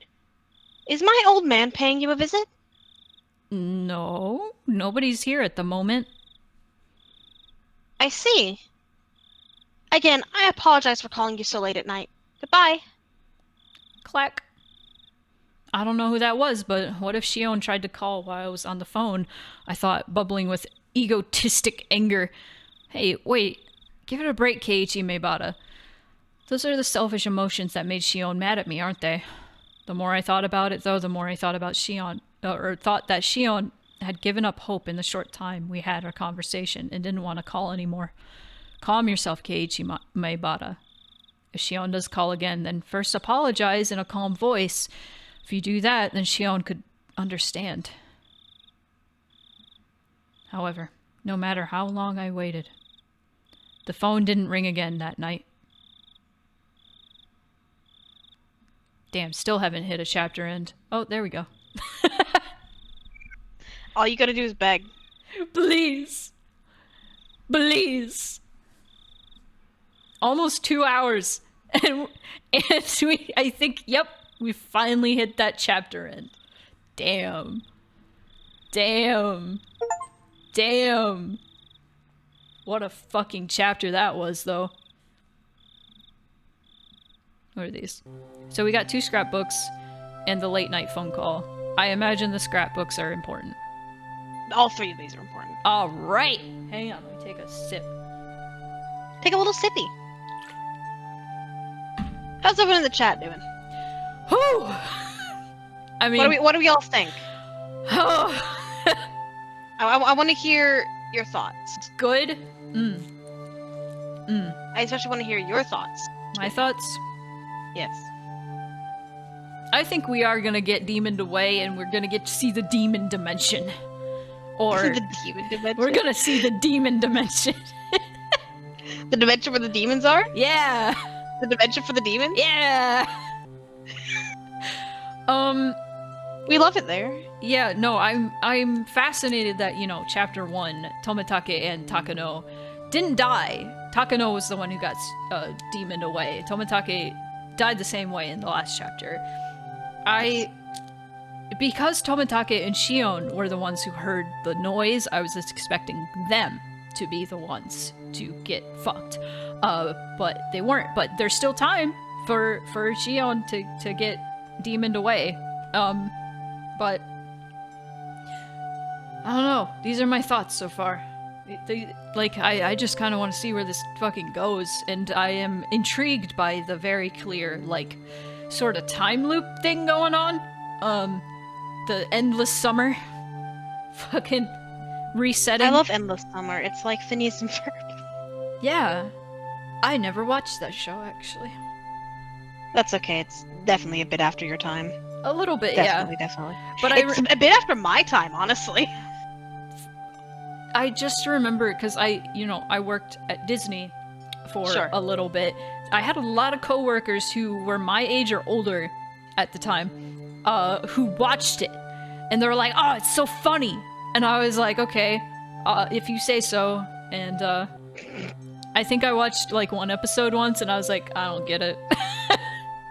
I really like the show. I think it's really funny, and I think the songs are really good. I think it's really an achievement that they were able to have a song per episode, and Disney just let them do that. I didn't know that was a thing with it. Yeah. There was like the one episode I watched had Bowling for Soup, and when they like finished their song, I forget, like, I guess it was Phineas who like I don't know, but he like turned around and he was like, bowling for soup, and there was just like a pause, and he was like, okay. And that was like the one funny thing to me. All right. Scrapbook time. Soup. Yeah. Did Pet Moon Pie work? It worked earlier. I don't know if it worked. Let me see. Of course it stops working during the stream. As per usual. The significance of Watanagashi. Watanagashi, a festival of hunting for sacrifices and feasting on them. While the festival itself is remarkable, it has come to be considered a form of entertainment as well. Perhaps it was because of the disparity between being both an egregious act and a form of entertainment that the perpetrators began to believe themselves transcendent. However, I found some very interesting literature that appears to raise questions about that explanation. As with most oral traditions, it's not easily swallowed, but it does mention a few things that spark my interest. According to this literature, even the residents of Onigafuchi village felt fear towards this ritual. Women and children would grow pale and tremble, and those of weak constitution would vomit, but it said that the feast, the dissection, was an obligatory viewing. This is an extremely curious tale. Oops, I accidentally hit the scroll wheel. Until now, I thought that the residents of Onigafuchi village were fascinated by the Watanagashi ritual. They looked down on those vulgar, barbaric humans, cut them open like fish, and by eating them, they reaffirmed their own holiness. At least, that's what I thought. However, if what the villagers gained from this ritual was not fascination but fear, then that would suggest the ritual meant something entirely different. There's the possibility that the executions were meant as warnings, encouraging the villagers to strictly follow religious precepts created by those with power for their own convenience. Onigafuchi village has been effectively ruled over by 3 old families called the Three Families. Without investigating the 3 families, I probably won't get any closer to the truth of Onigafuchi village. Oh. So it was like a power move to like take somebody and rip them apart in front of everybody and be like, this is what will happen to you. This is what will happen to you if you don't listen. Foreplay gets weirder and weirder every year. The 3 families. The 3 families refers to the 3 old families who effectively came to rule Onigafuchi village. To break it down, there was the Kimiyoshi family. Ah, I see. The Furude family. Yep. And the Sonozaki family. So not the Hojo family. And each 2 out of 3, though. 2 out of 3. And each of them still exists today. Though they don't have as much control as they did in the remote past, they still hold considerable influence today. The 3 families are considered by legend to be those in whom the blood of the swamp demons runs the thickest. The Kimiyoshi family. The Kimiyoshi family appears to have held great power as the head of the 3 families, but it doesn't have that kind of leadership today. The current mayor of the village, Kichiro Kimiyoshi, is from this family. The fact that members of the Kimiyoshi family are elected as mayor every generation is thought to be a remnant of the old system. Of course, as no rival candidates appear, it doesn't change the fact that the Kimiyoshi family holds the mayoral office even through popular elections in the post-war era. The Furude family. Center of the village's faith since ancient times, the Furude clan. See? See? I did it! The Furude clan has guarded the sole shrine dedicated to Oyashiro-sama. They were worshipped as the only people to represent the voice of Oyashiro-sama for a long time, but the family branched off after the war and lost most of its power. It now consists of only the main house. The main house, as well, presently consists of only one daughter, Rika Furude, so the lineage may end in this generation.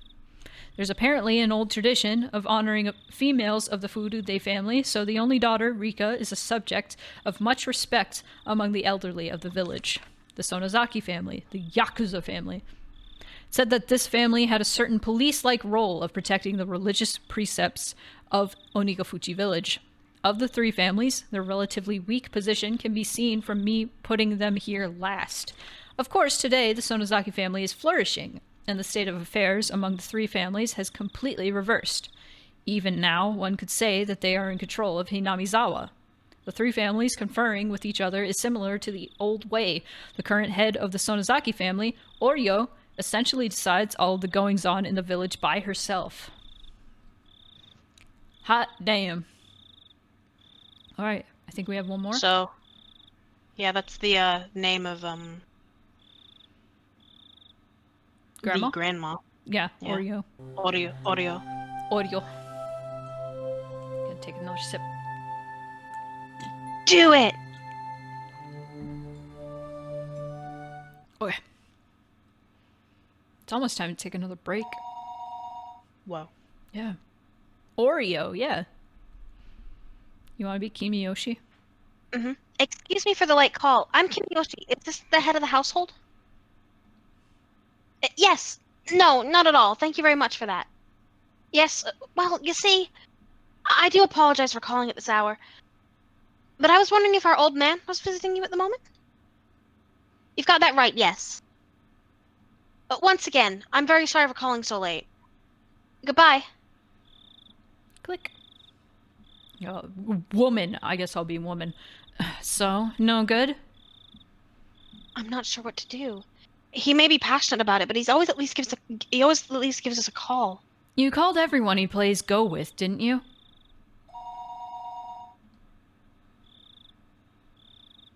Hello, this is Kimiyoshi. This is Sonozaki. How did it go? Have you found the mayor? Oh, Mion-chan. I called everyone I could think of, but I came up with nothing. That's you. we can't find him. What do I do? Where could he be idling about? I put a word in for a bunch of people who might have had an idea, but nobody did. I asked Nana about it, and she said we should get the men of the village together to search for him. This hour? I mean, it's not like he's definitely gone missing. Watanagashi just happened. She thinks we should be a little more cautious. If we still can't find him, then we'll notify the police tomorrow morning. Whether or not we find him, though, we should refrain from making any false accusations. Oryo-san said all that? Yes. If you can't trust her without hearing her voice, then I can put her on for you. No, that's fine. I understand. We'll get the men together and search. If we still can't find him, then we'll notify the police in the morning. She'll leave it to you to organize the men. I'll be there as well, as Nana's representative. Thank you. I'll get everyone together immediately. Thanks. I'll talk to you later. Oreo-san. Oryo. Oreo. Oryo. Also, it seems that Mayor Kimiyoshi is missing. Uh-oh. Shit. I'm wondering if we should take a break just before beginning this chapter, and then we can go do the next chapter. Sure. Sure. Ba-na-na-na-na. Ba-na-na-na-na. Also, after looking forward a little bit, of the future tips are important Oh, for cool. this chapter. I should probably also save right here. There we go. Alright. Load. Yes. Continue. There was no way I'd be able to sleep. When she hung up on the phone like that, I realized for the first time what kind of situation I was in, as well as who the one ally who would support me was. I waited with bated breath for Shion to calm down and call me back. What would I do if the phone rang while I was sound asleep? No matter how long I waited, however, it never rang. Exhausted, whenever my mind started to wander, I would jolt awake as though I heard the phone ring. In the end, I brought the cordless phone with me into my futon and went to sleep with it in my arms. Oh, it still didn't amount to anything. Morning came, and by the time... God, why are the birds so loud? And by that time, I was pretty sure she wasn't calling back. That was when a fierce drowsiness assailed me. Damn it. This is no time for sleep, Keiichi Maibara. I slapped myself in the face a few times. Then, I went to the washroom and washed my face, which was something I usually didn't do. Nasty. That wasn't enough, either. So I even brushed my teeth. You should do that anyway. After that, I was finally wide awake. So I also brushed my teeth, which I usually don't do. Like, motherfucker! You nasty motherfucker! When Mom saw how strange I was acting, her eyes went wide. Whoa! He's performing basic hygiene! That never happened. What's wrong, Keiichi? Are you going somewhere today? Yeah, to school.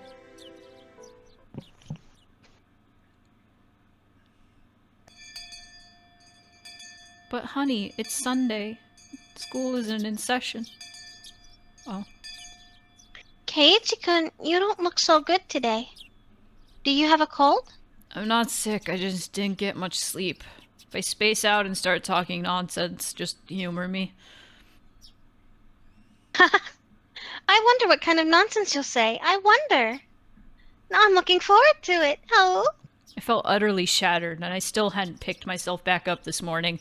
And for precisely that reason, Rena's honest smile was a sight for sore eyes. Yo, what's up, Kei-chan? Rena? Good morning. What? Mii-chan, you look like you didn't get much sleep either.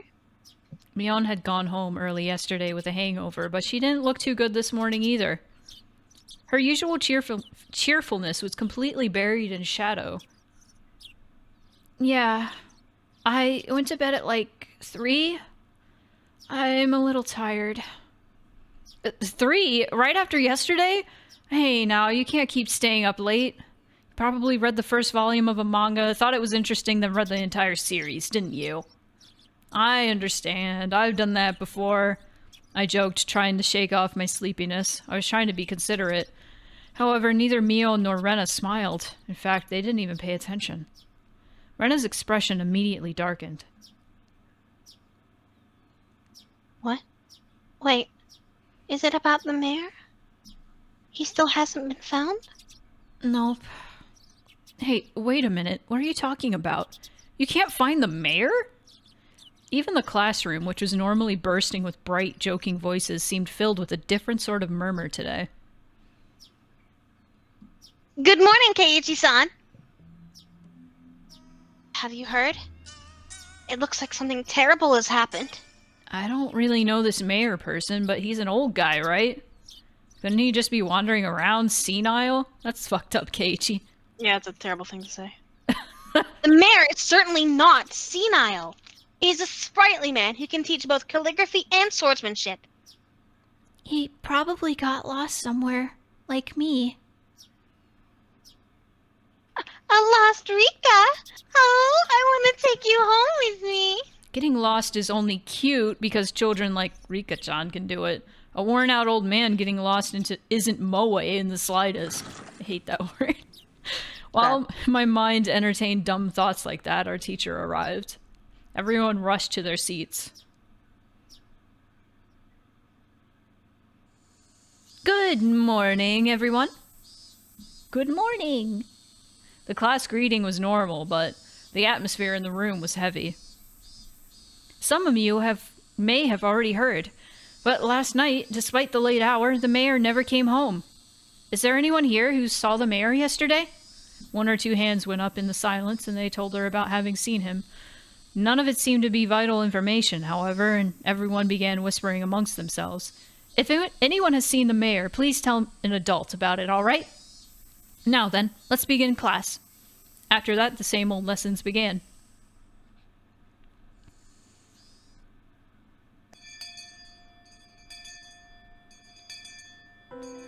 The rumors, once quieted, blossomed in flowers again at lunchtime. I could hear a few different conversations. They were mostly related to the mayor's disappearance. Summing them all up, I came out with this. Yesterday evening, the mayor went to a meeting at the Shrine's Assembly Hall. The meeting ended after the sun had fully set and everyone left. The elder's house was a bit far from the center of Hinamizawa. It was already late, and Hinamizawa doesn't have a lot of lights outside. Nobody saw the mayor after the meeting. However, because he would have been hungry, he wouldn't have taken any side trips. He would have gone straight home. However, no matter how long his family waited, he never returned. Some thought there might have been an accident. They left no stone unturned. They searched from the irrigation channels to the water wells and even in the rice paddies, but they didn't find him. Of course, there was a limit to how far they could search in the middle of the night.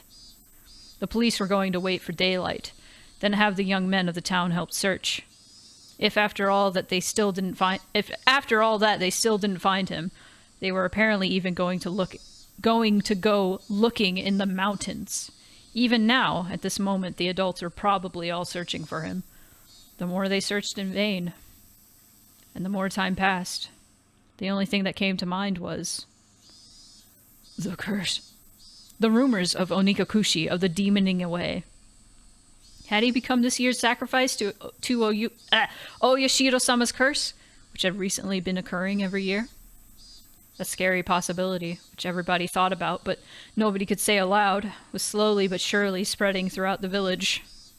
Was he demoned away, and offered as a sacrifice to quell Oyashiro-sama's anger?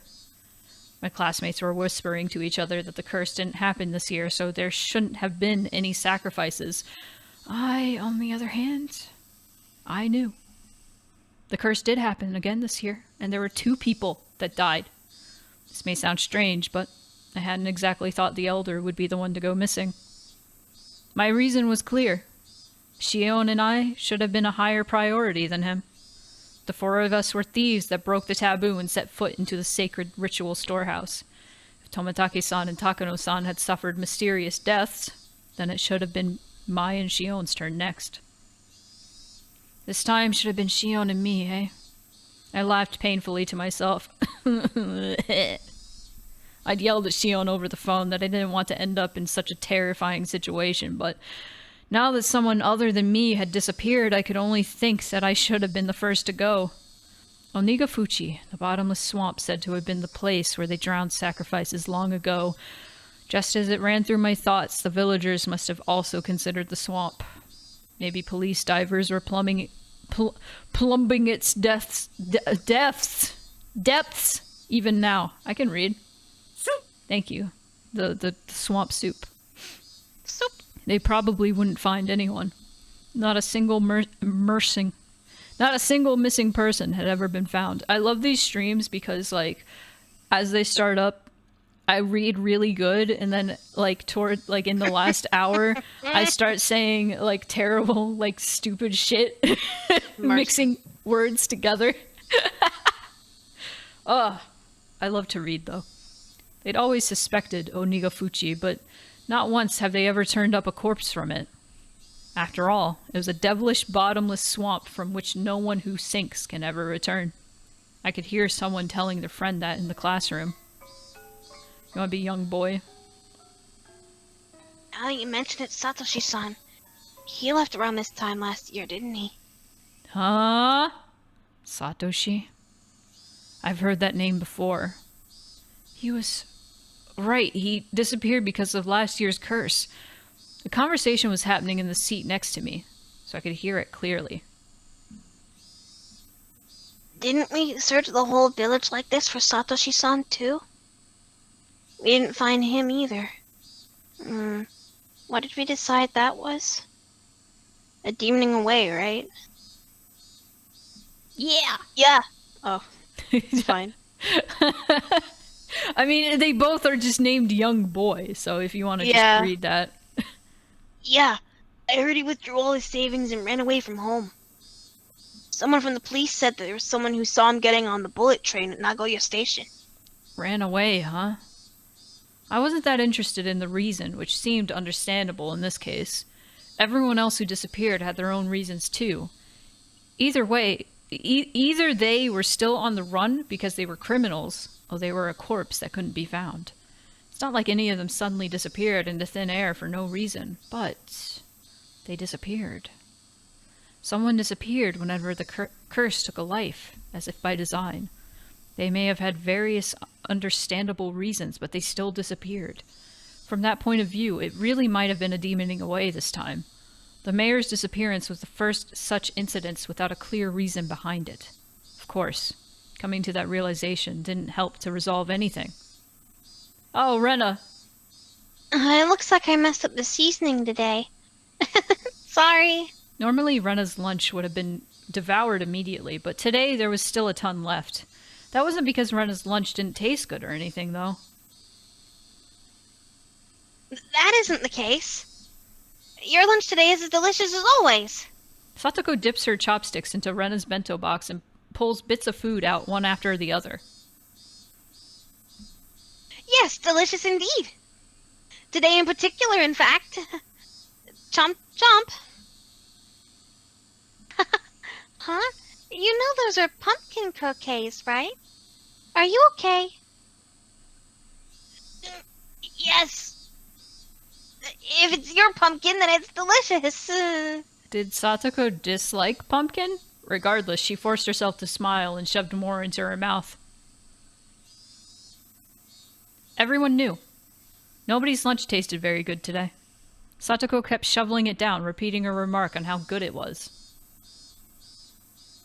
If it's that good, then I guess I've got to have some too. Satoko's gonna eat it all if we let her.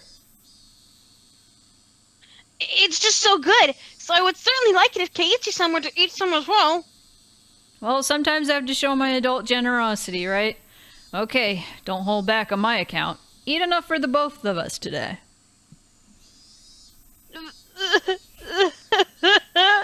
I hate pumpkin. She really, really hated pumpkin, didn't she?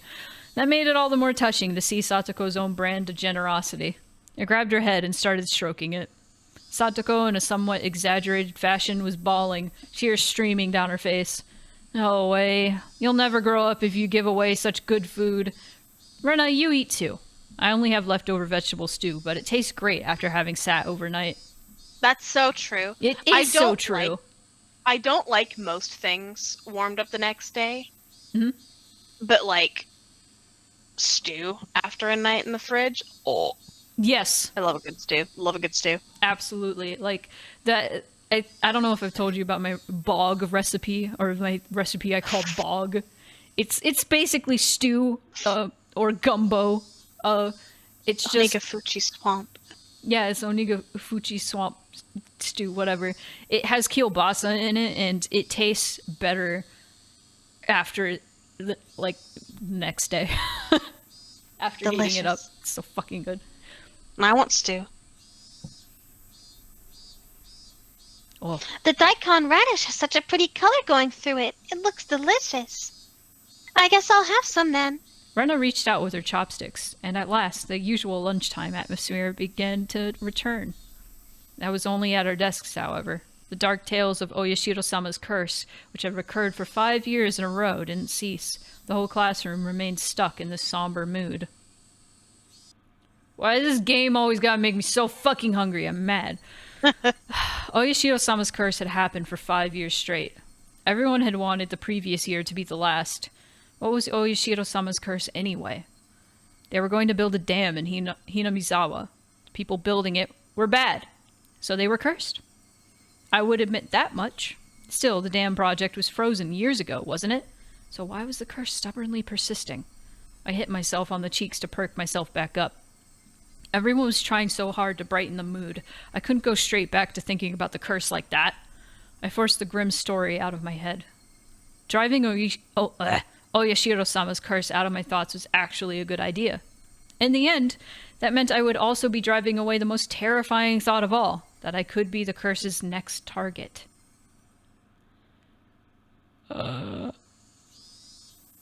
Mion's taking a while, isn't she? How long does it take to wash your hands? Mion had said she was going to wash her hands and left, and she hadn't come back yet. She's probably taking a little afternoon nap somewhere.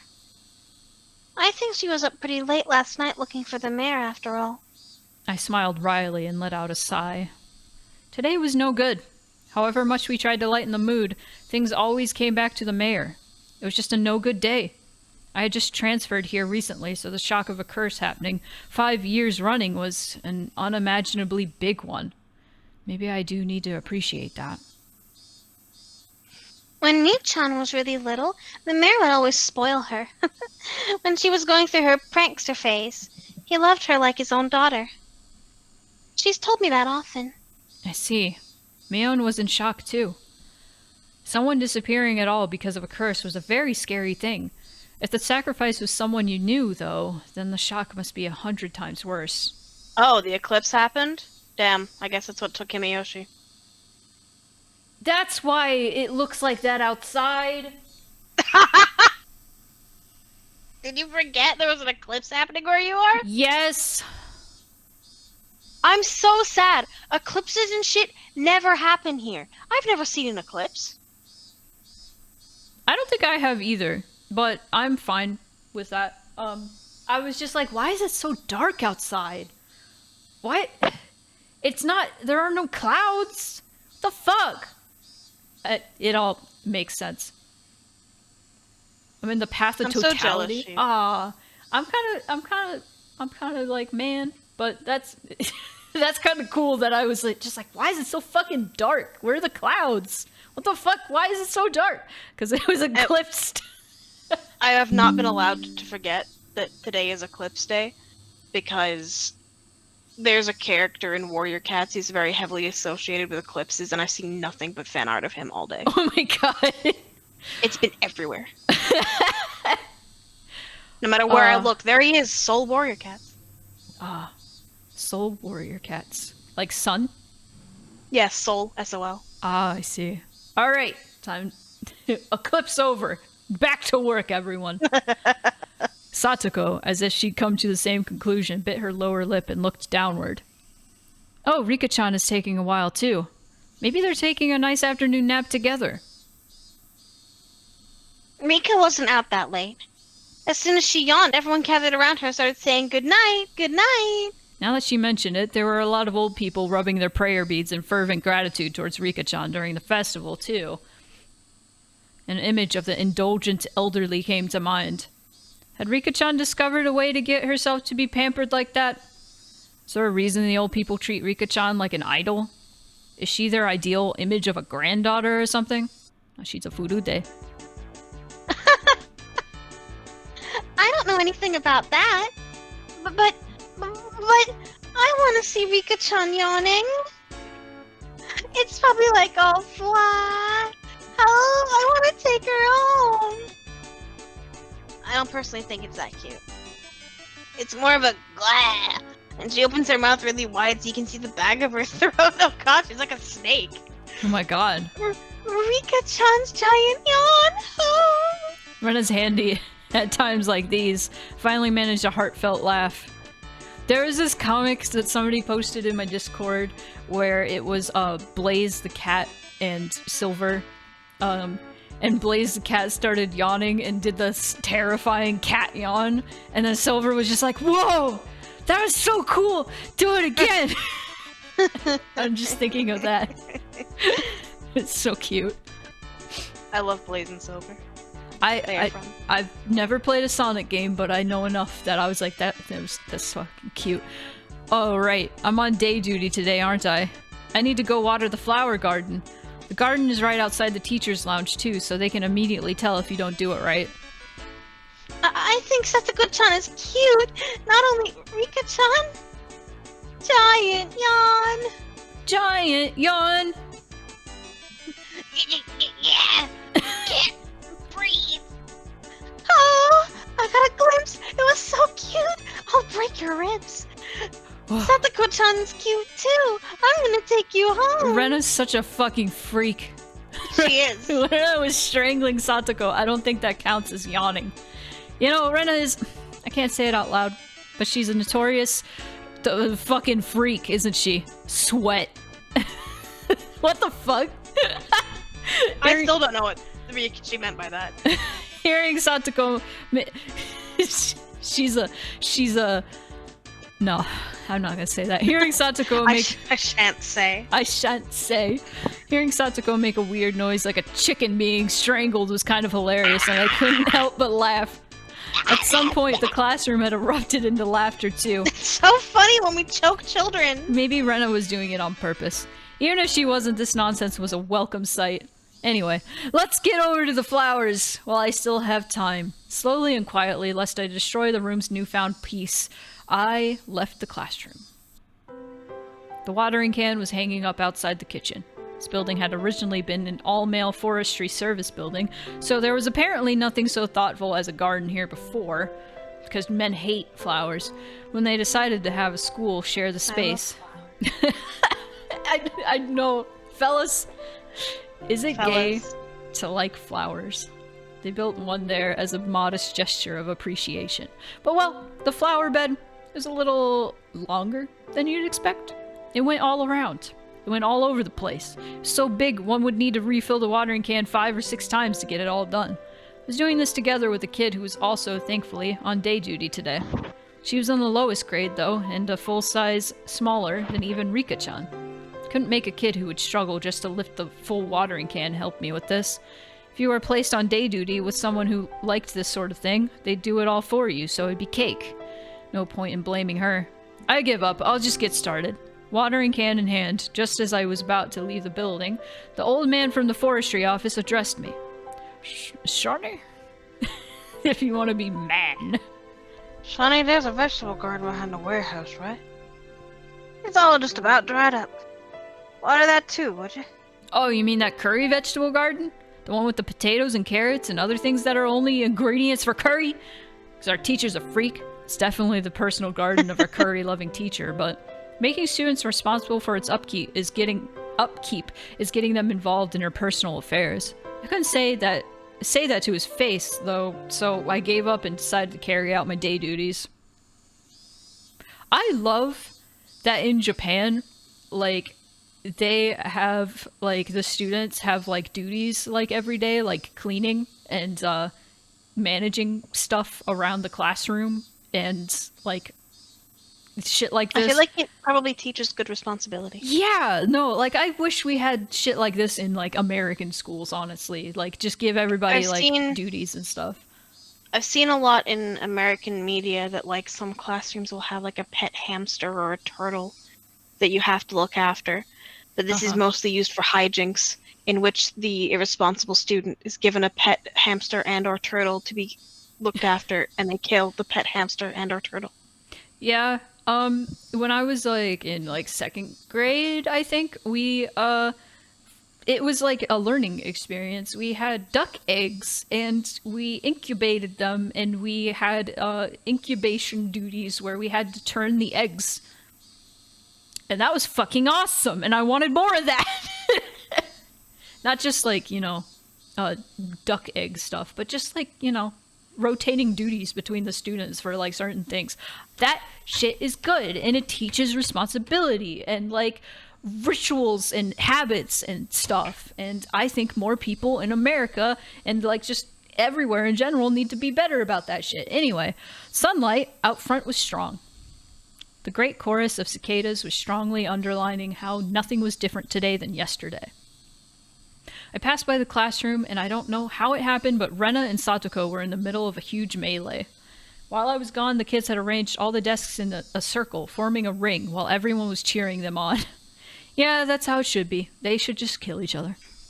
Once school ended, we would need to return to reality, where talk of the elders' disappearance would once again be all over the place. I wanted everyone to forget about everything and have fun, just like yesterday, if only while they were at school. In that sense, Satoko's whirling elbow and Rena's backwards flying spin kick made for a pleasant sight. Even if, as a result, they flipped over my desk. Ah, that's my pencil box, bitch! Gah, I just let it happen today. Whatever. Who care? Who care? I set to work, hastily watering everything, wanting nothing more than to be done as soon as possible. That should about do it. No sooner had I thought that than I remembered that I had to water the teacher's curry vegetable garden too. That's such a pain, but I have a feeling that it'll come back to bite me if I don't.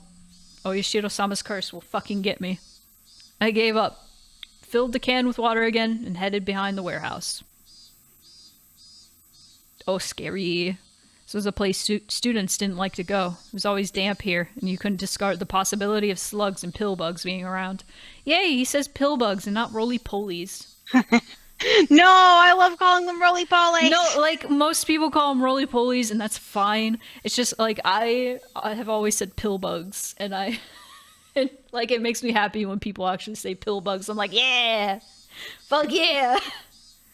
So when I ran across her in a place like that, I was surprised. Whoa! Oh, it's Rika-chan. Don't scare me like that. Rika-chan was just standing there like a puppet, devoid of life.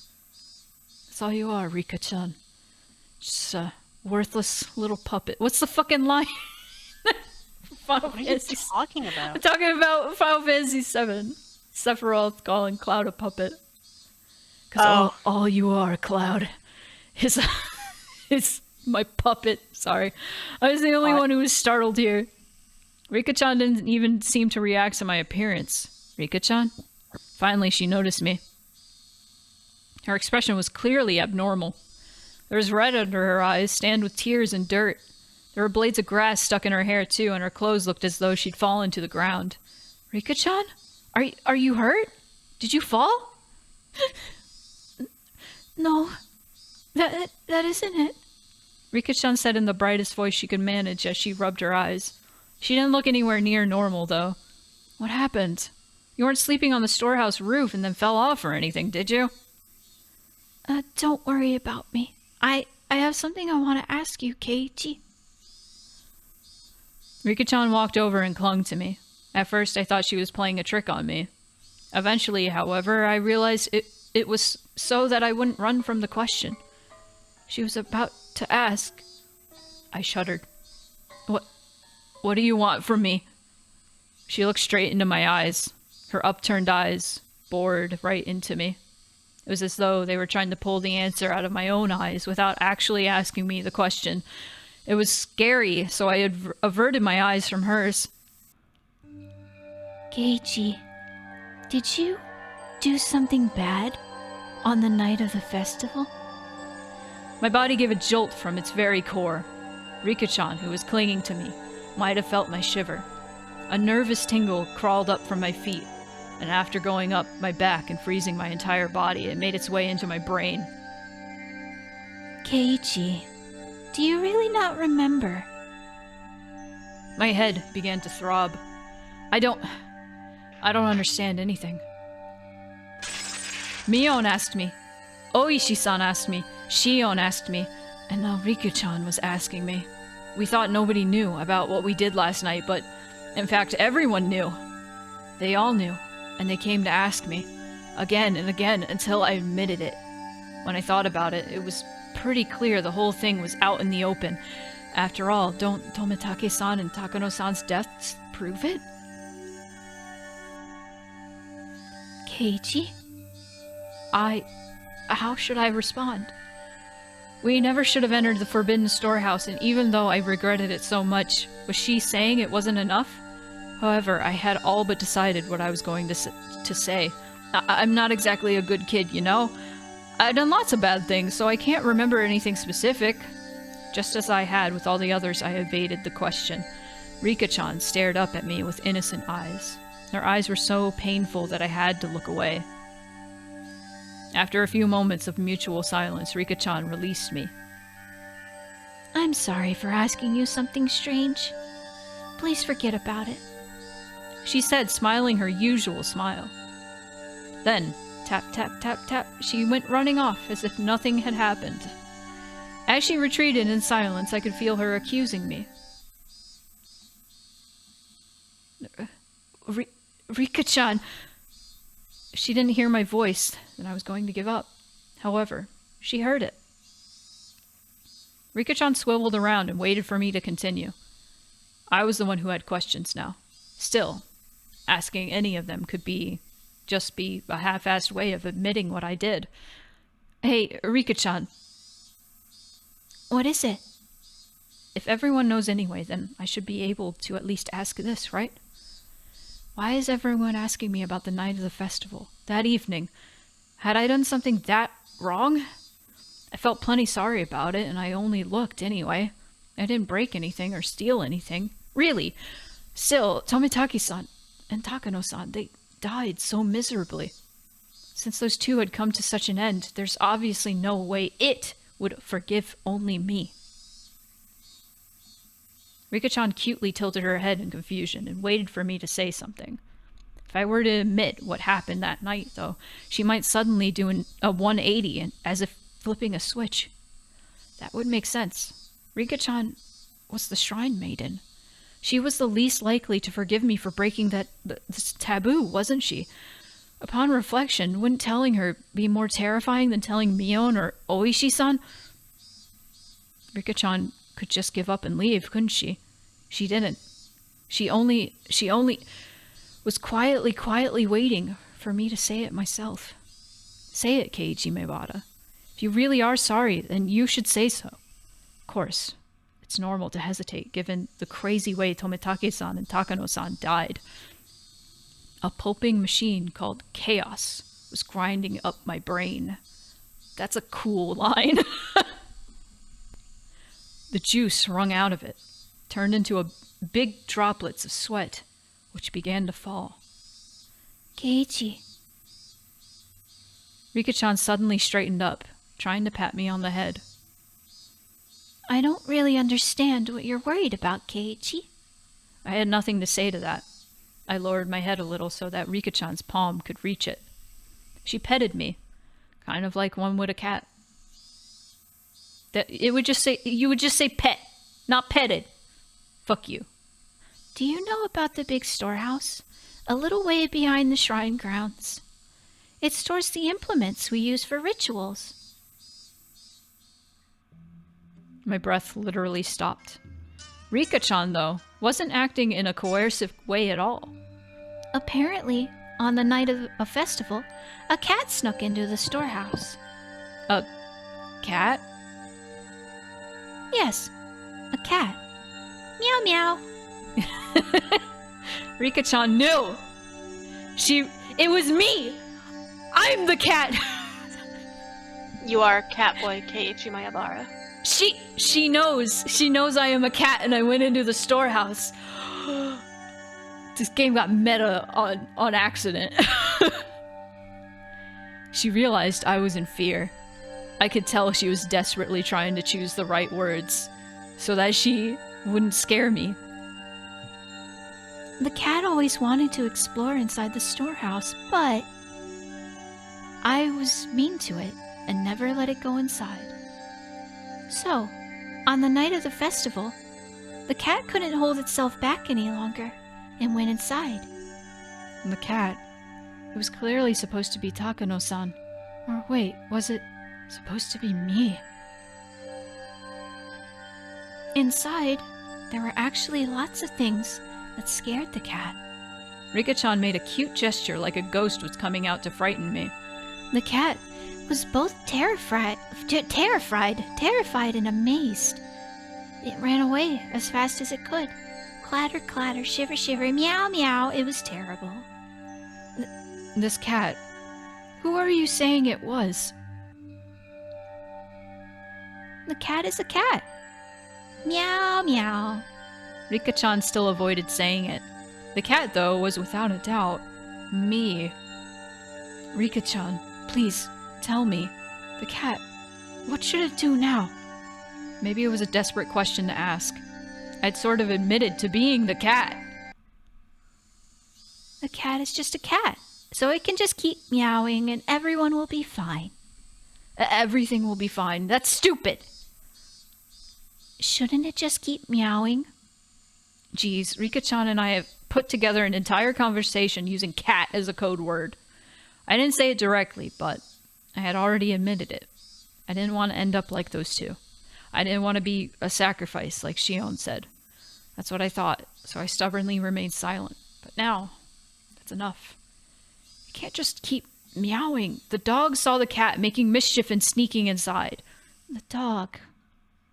That's right. It was the dog. It keeps coming to the cat and trying to get it to say it snuck inside. After I said that, Rika-chan's expression clouded over. She was trying to hide it, but I'd already noticed her eyes darkening. Rika-chan. Silence was frightening, so I spurred her on. At that point, Rika-chan grinned. It's all right. I'll protect the cat. Huh? I thought for a moment that I had misheard those words, so dependable they were. The cat is really scared, but it really isn't all that bad. I think all the dogs are just misunderstanding. It's not all that bad? The cat is worrying too much. I'll do something about it for sure. Rika-chan will do something about it? I don't even know left from right at the moment, so Rika-chan didn't look at all that dependable. It might be hard, but I'll do my best. Go for it! Yay! She clenched her fist and stuck it in the air. Rika-chan said that the cat can just keep meowing. She said to leave it all to her. Is that really all it took to resolve this whole thing? Will you really be alright, Rika-chan? If I don't do my best, then something bad could happen to the dogs too. I had no idea what Rika-chan was talking about anymore. She had been talking to me under the assumption that I was aware of certain things. So at first I understood her. Around the middle, though, I stopped understanding anything. However, one thing I did know was to not worry and to leave it to her. Rika-chan straightened up once again, patted me on the head and smiled. I was so moved by that reassuring feeling that I couldn't help but start to cry. I'm so sorry. The cat, it really was just a little bit of mischief. It didn't think any of this would... It's too much of a scaredy cat. That's why it should never should never have seen the storehouse. She was right. It was far too shocking for someone to see based on a little bit of interest alone. That's why they made it so difficult to look at in the first place, wasn't it? Rika-chan, what will happen to the cat? 2 of the cats that snuck in, well, that night, I'd heard Tomitake-san and Takano-san's death were being kept secret. Rika-chan might not have known about it. Oh, shit! Tomitake and Takano? I gave a start at the sudden mention of actual names. Oh, it's weird to do that at this point. You should forget about them. My spine froze again. Forget? Yes. It won't do you any good to remember those 2, Keiichi. The more you think about it, the scarier it will get. So you should forget about them as soon as possible. She said something so enormously terrifying, without letting the smile on her face waver at all. I don't know where you heard about it from, but you should forget everything. Make your mind as clean as a scrubbed bathtub. Forget? Rika-chan, you know, don't you? You know how those 2 died. No matter how they died, it has nothing to do with you, Keiichi. Rika declared this in a flat voice. Nothing to do with me, so forget about it. The girl before me, she was innocent and lovable, and even seemed trustworthy, but suddenly she took on another dimension. The demon dimension. No, don't get involved with their deaths. I love the demon dimension. I'm obsessed with this concept of being demoned away to the demon dimension, and I'm like, I want to see it. Which is probably not going to happen. But, like, you shouldn't want to go to the demon dimension. I think it'd be cool. Anyway, don't get involved with their deaths. I'll help you, Keiichi. Those 2 contradictory statements twisted and distorted my image of the girl in front of me. What about Shion? What'll happen to her? It might have been dangerous to mention Shion's name, but I couldn't stop myself from asking. Rika-chan saw through everything anyway. There was no way I was going to fool her or keep anything from her at this point. The younger of the sister cats? Meow, meow. Yeah, the little sister cat. Rika-chan appeared to think upon this for a moment. It was hard for me to endure even this momentary silence. The big sister cat is angry. The little sister cat did something bad, so she's really mad. The big sister cat. That could only mean Mion. I recall being questioned by her yesterday. Keiichi, the big sister cat is not in a good mood at all. I think we should leave her alone for a while. Not in a good mood. Those words sent a shiver through me. Mion was mad. She was mad that we entered the ritual storehouse. Let's stop having club from now on. Oh, fuck! Huh? No more penis music for us! Why? I think we should leave her alone. Rika-chan ended her sentence with such force that I couldn't say anything in response. Hey, Keiichi Maibara, don't disobey Rika-chan right now. She's the only one who said she'll help me right now.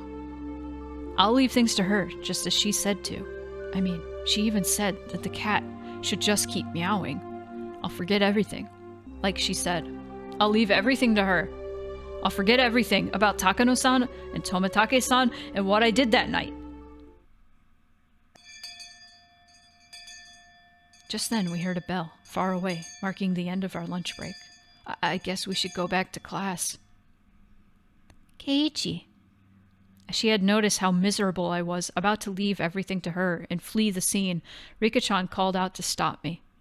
If the misunderstanding dog comes to try and bite the cat, please tell me, okay? The misunderstanding dog. She put it in such a cute-sounding way, but the true meaning behind those words was an eerie one.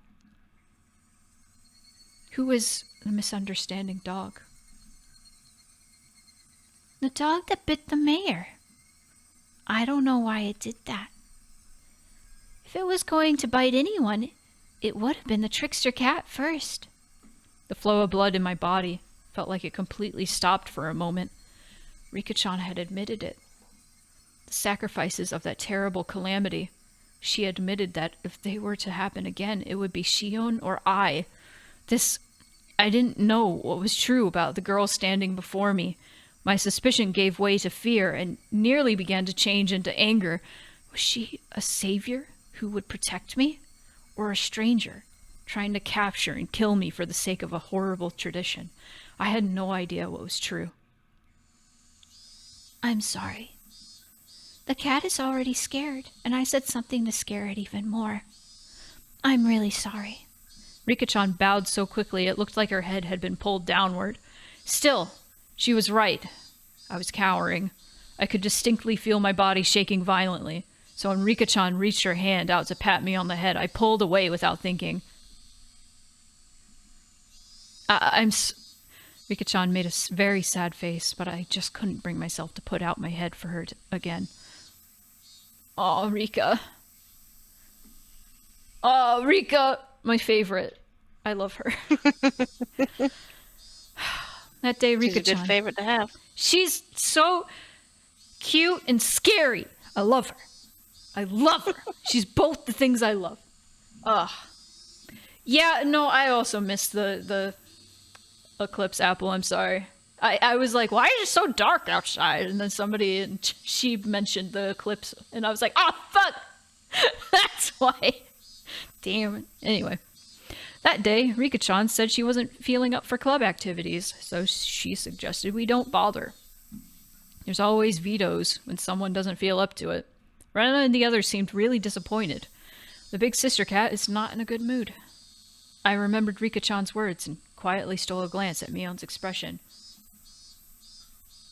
If I could forget the way she questioned me yesterday, though, her behavior was the same as it always was. Meow. Meow, meow, meow, meow.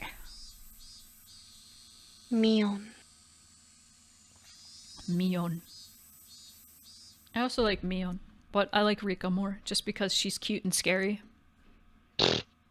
I just like that she will pat people on the head and she goes, yay.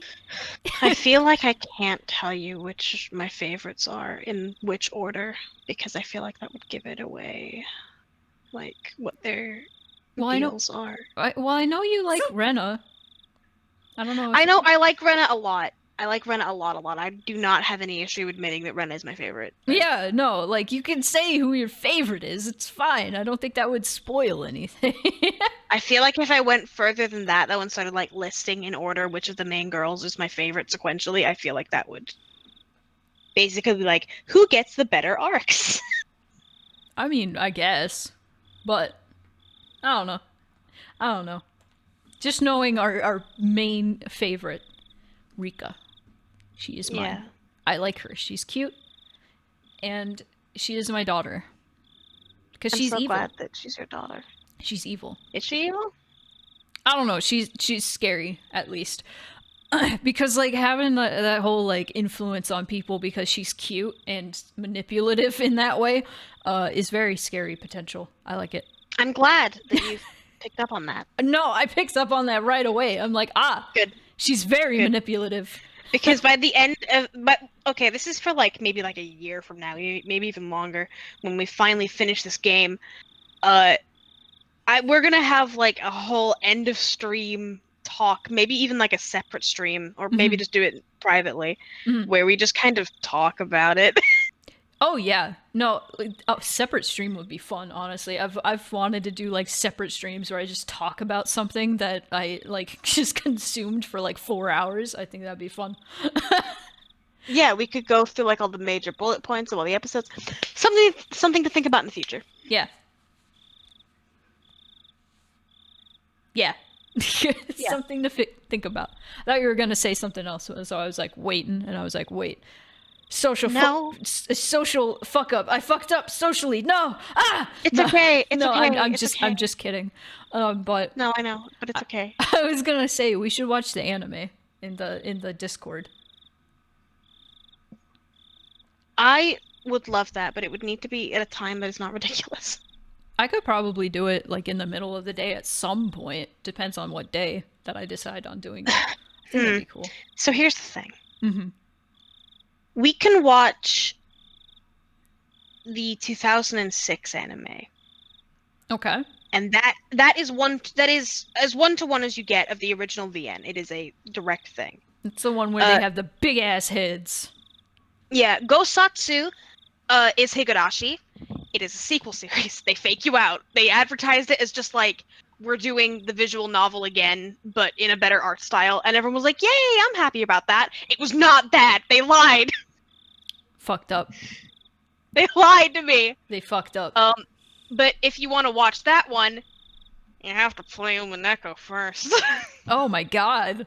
Wow. And when there's parts of it that won't make sense otherwise. Oh my god. Alright, So well... you gotta play a whole other visual novel, sorry. Oh boy. Alright, so 2006 anime it is, after we finish playing this long-ass fucking game. How many episodes? How many?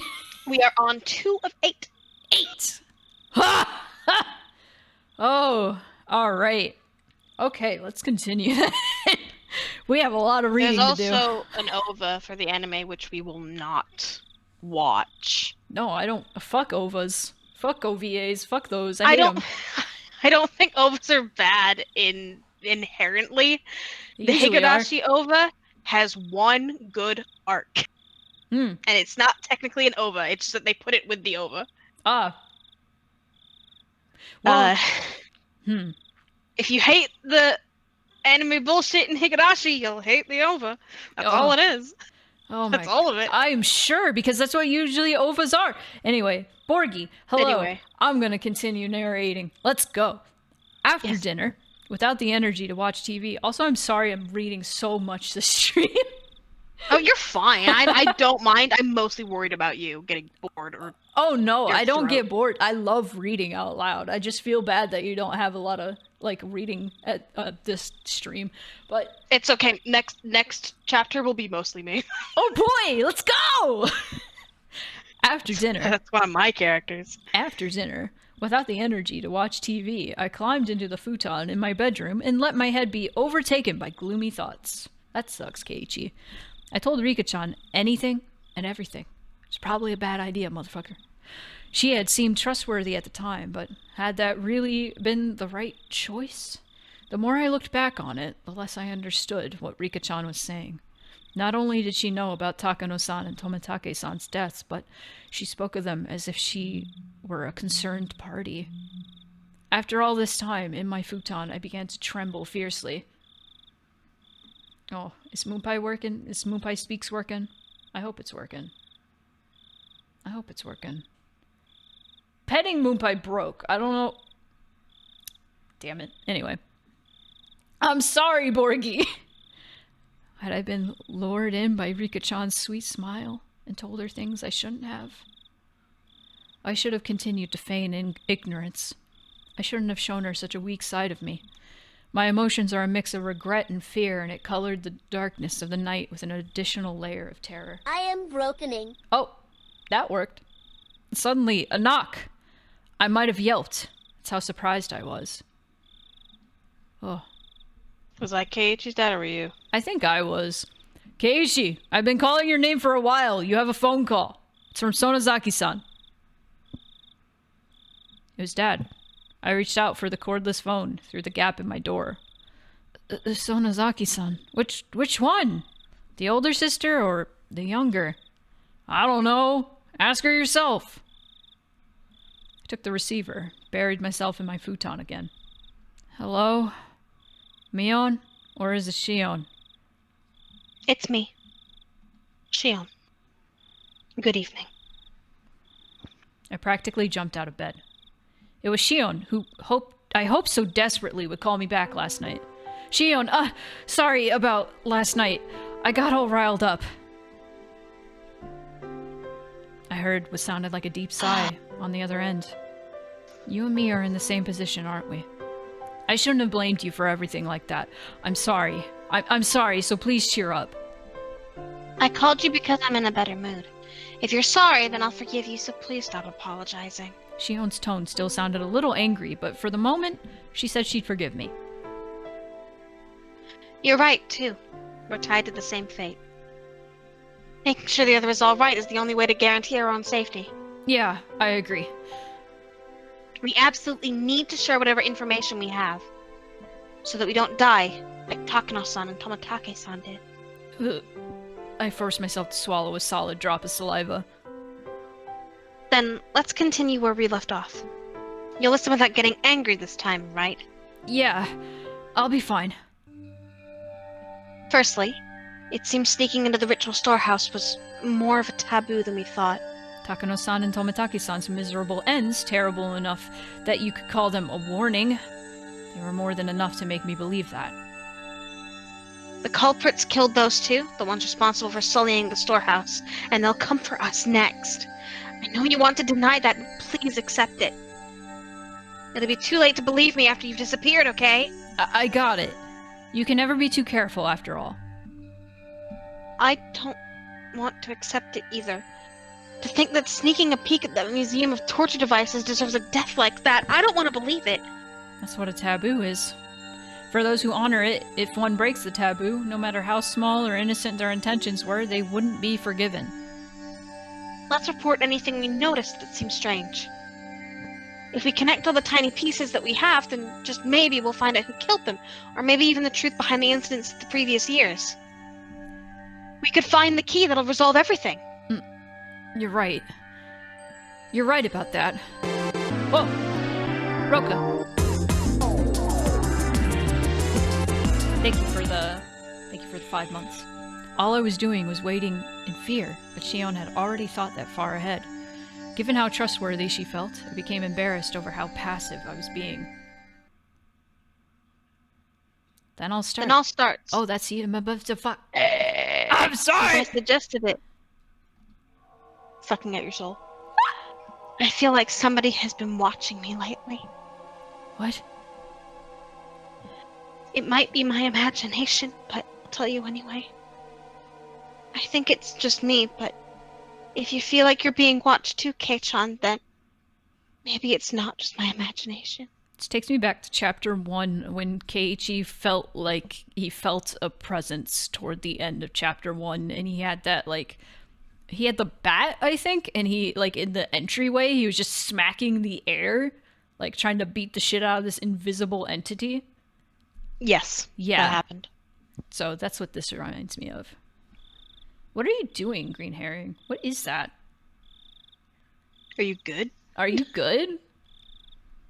I don't know if that's, like, better TV emotes that I'm not seeing, or what. Well, don't worry. At the very least, everything's been fine for me, I think. As I spoke with Shion, I thought back on today. I had no grounds to say that everything was fine. I see. Then I suppose it was my imagination. But you be careful too, Kei-chan. But especially be careful when you're by yourself in public. I'm in Okinomiya, so I won't be alone very often, but you live in Hinamizawa. There'll be a lot of times you'll be alone. Please be extra careful. Ah. I see. Okay, I was figuring it was like an emote thing. I wasn't sure if they were appearing on the emote wall. Twitch emotes are an arcane language to me. Yeah. You're right.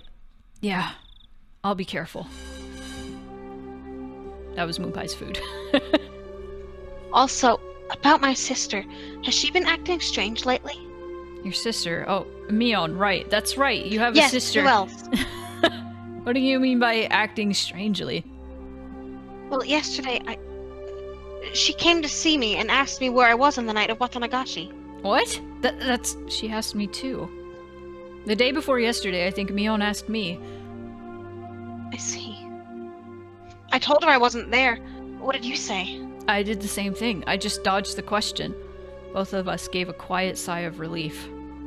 Ever since the night of the festival, my sister's been acting strangely. We can't be too careful, so just be aware, okay? Mion was acting strangely. Aside from her asking me about the night of Watanagashi, she hadn't seemed too out of the ordinary, at least from my point of view. Her twin sister, though, was saying she was acting weird. Maybe it was such a slight change that a stranger like me wouldn't be able to notice. Got it. I'll start being careful. I'll always have Rena with me on my way back from school, so I shouldn't end up alone with Mion very often. Please be careful. If there's anything that's bothering you, you can tell me. Alright. Alright. Alright. Alright. Alright. Okay, then is there anything you want to tell me, Kei-chan? My turn. That's right. Maybe I should report on Oishi-san asking me the same question at the library. Oh, that time when you were too slow to escape? Yeah. Oishi-san asked me pretty forcefully whether I was with Takano-san and Tomitake-san that night and whether I had seen you. Oishi-san seemed to have seen the four of us together. From the police's point of view, that would make us the last people who had seen them. I suppose, given that, it's only natural that they'd be interested in us. I evaded the questions then, too, but that might have just made them more interested. There was no way I could have tricked that sly old fox, Oishi-san. My troubled countenance would have only made him even more certain. Hey, Shion. Since they're the police, shouldn't we just tell them? I mean, considering our situation, I think having them on our side would be a good thing. Shion didn't answer right away. For a few moments, all I could hear was her breathing as she thought about it. Now that I think of it, Oishi-san said there was something possibly shady about Mion. At least, I think that's what he said. Yeah. Yeah, he definitely did. As I explained yesterday, the Sonozaki family holds a lot of influence over Hinamizawa. Oishi is under the impression that the whole village with the Sonozaki family at the center of it all is responsible for the recurrent freak deaths. The whole village is behind them, with the Sonozaki family at the center? Please don't get angry like you did yesterday, and just listen. I hammered that home before I got too upset.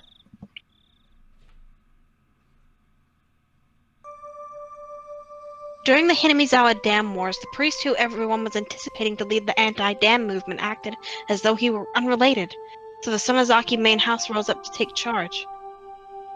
My sister told you about all the battles that happened, right? Yeah. All of Hinamizawa got together and fought as one. They held protest, brought it to court, and even appeared on TV. In reality, there were many things that happened that were far more extreme. Under the surface, the Sonozaki main house was doing all sorts of illegal things to oppose it. They were acting illegally? Yeah. For example, they would sneak into the construction site in the middle of the night and steal equipment, or break it, or put sugar cubes in the gasoline tanks of the construction vehicles. Damn.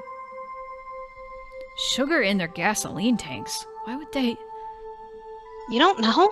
It's practically the representative guerrilla tactic. It was used in underground organizations in France in World War II, for one. When you put sugar in, the engines get burned out and breaks down.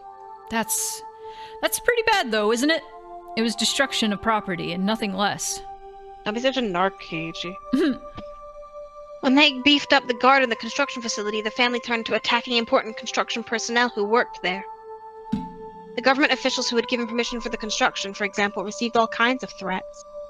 Not just people from the prefectural office either. Apparently this reached as far as the Ministry of Construction. As far as I've heard, they even kidnapped a child once. Damn. Kidnapped? Yes. The child of an important person in the Ministry of Construction who was in charge of the Hinamizawa Dam got spirited away. Then one day, all of a sudden, he was rescued in the Takatsuru Mountains, which are upstream from Hinamizawa. Apparently there were never any criminal accusations, but people whispered that it had been a threat to stop the dam construction from happening. Besides that, there were stories about so many different threats that I couldn't possibly list them all. Wow, that's sorta bad, isn't it? Sorta, Keiichi. Right in the middle of the whole thing, the first incident happened. That's when the dismemberment of the construction manager occurred. Oh, phone. Your phone. Stop. I hear it. Sorry. People whispered that the Sonozaki family had brought out the principal offender, but of course he fled and they still haven't found him. When she put it that way, the Sonozaki family definitely seems suspicious. Oishi-san even seems to think the criminal was erased so he wouldn't talk, which is pretty reasonable of him. It's even enough to make me think. that the Sonozaki main house is doing some really shady things behind the scenes, even though I'm related to them. Are you telling me to believe that? That the Sonozaki main house where Mion lives has done all those bad things? You're telling me to believe it? Don't get mad, Keiji. Databayo, believe it. Databayo!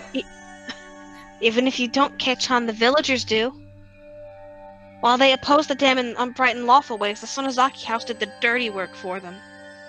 Everyone believes that they fought at the front so that they'd take the brunt of the criticism, so that they're respected as sort of heroes of the darkness. I think I only really know one part of it. For example, the really bad stuff, like the kidnapping. I think only a handful of people even know about it, including Grandma. The Sonozaki family is secretive, after all. Secretive, huh? A family so unforthcoming that even Shion, who was related to them, doesn't know everything about them. The Sonozaki family.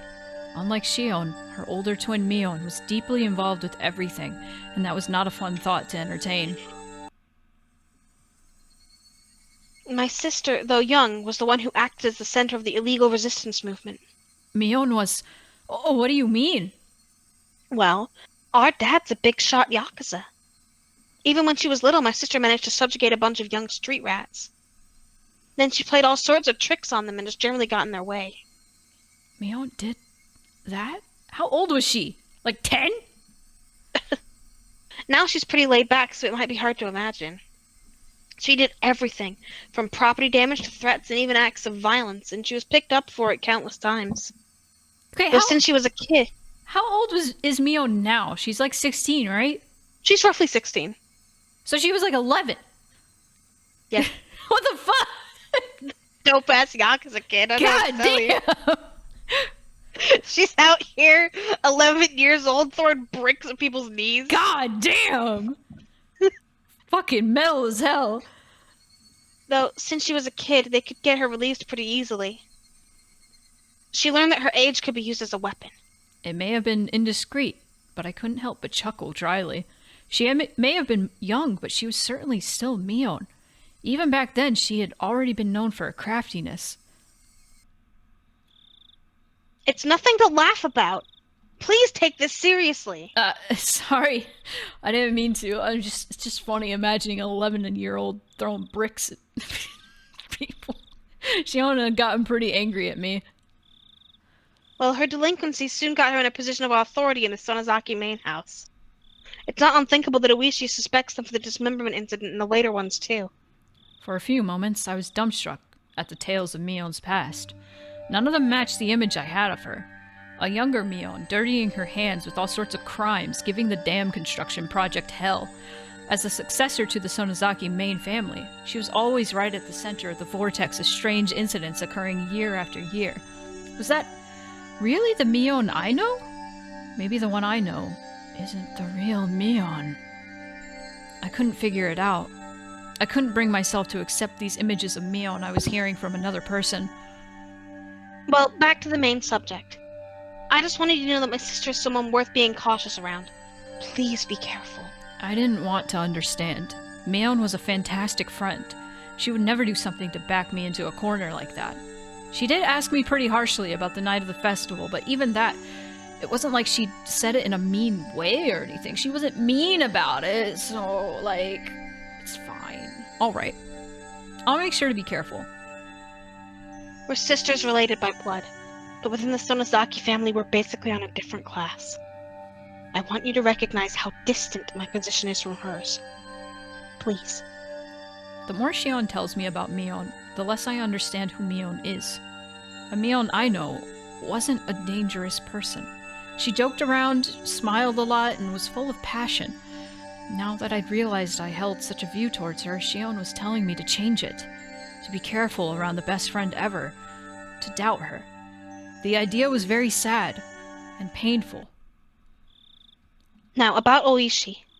If you think it's a good idea, then I think we should give him the information he needs. I think getting the police on our side will work in our favor. You thought so too, Shion? It's just, at the moment, like I explained, the police have their eyes on the Sonozaki family already. Oishi in particular completely believes that they're the masterminds behind the serial incidents. That includes me, of course. so I don't really want much to do with Oishi. I see. If Oishi-san had found out about the Sonozaki family's strife-filled history, then he probably wouldn't be very happy with Shion either. At last, I understood Mion's instinctive dislike for Oishi-san. It's probably out in the open at this point, but try not to give my name to him.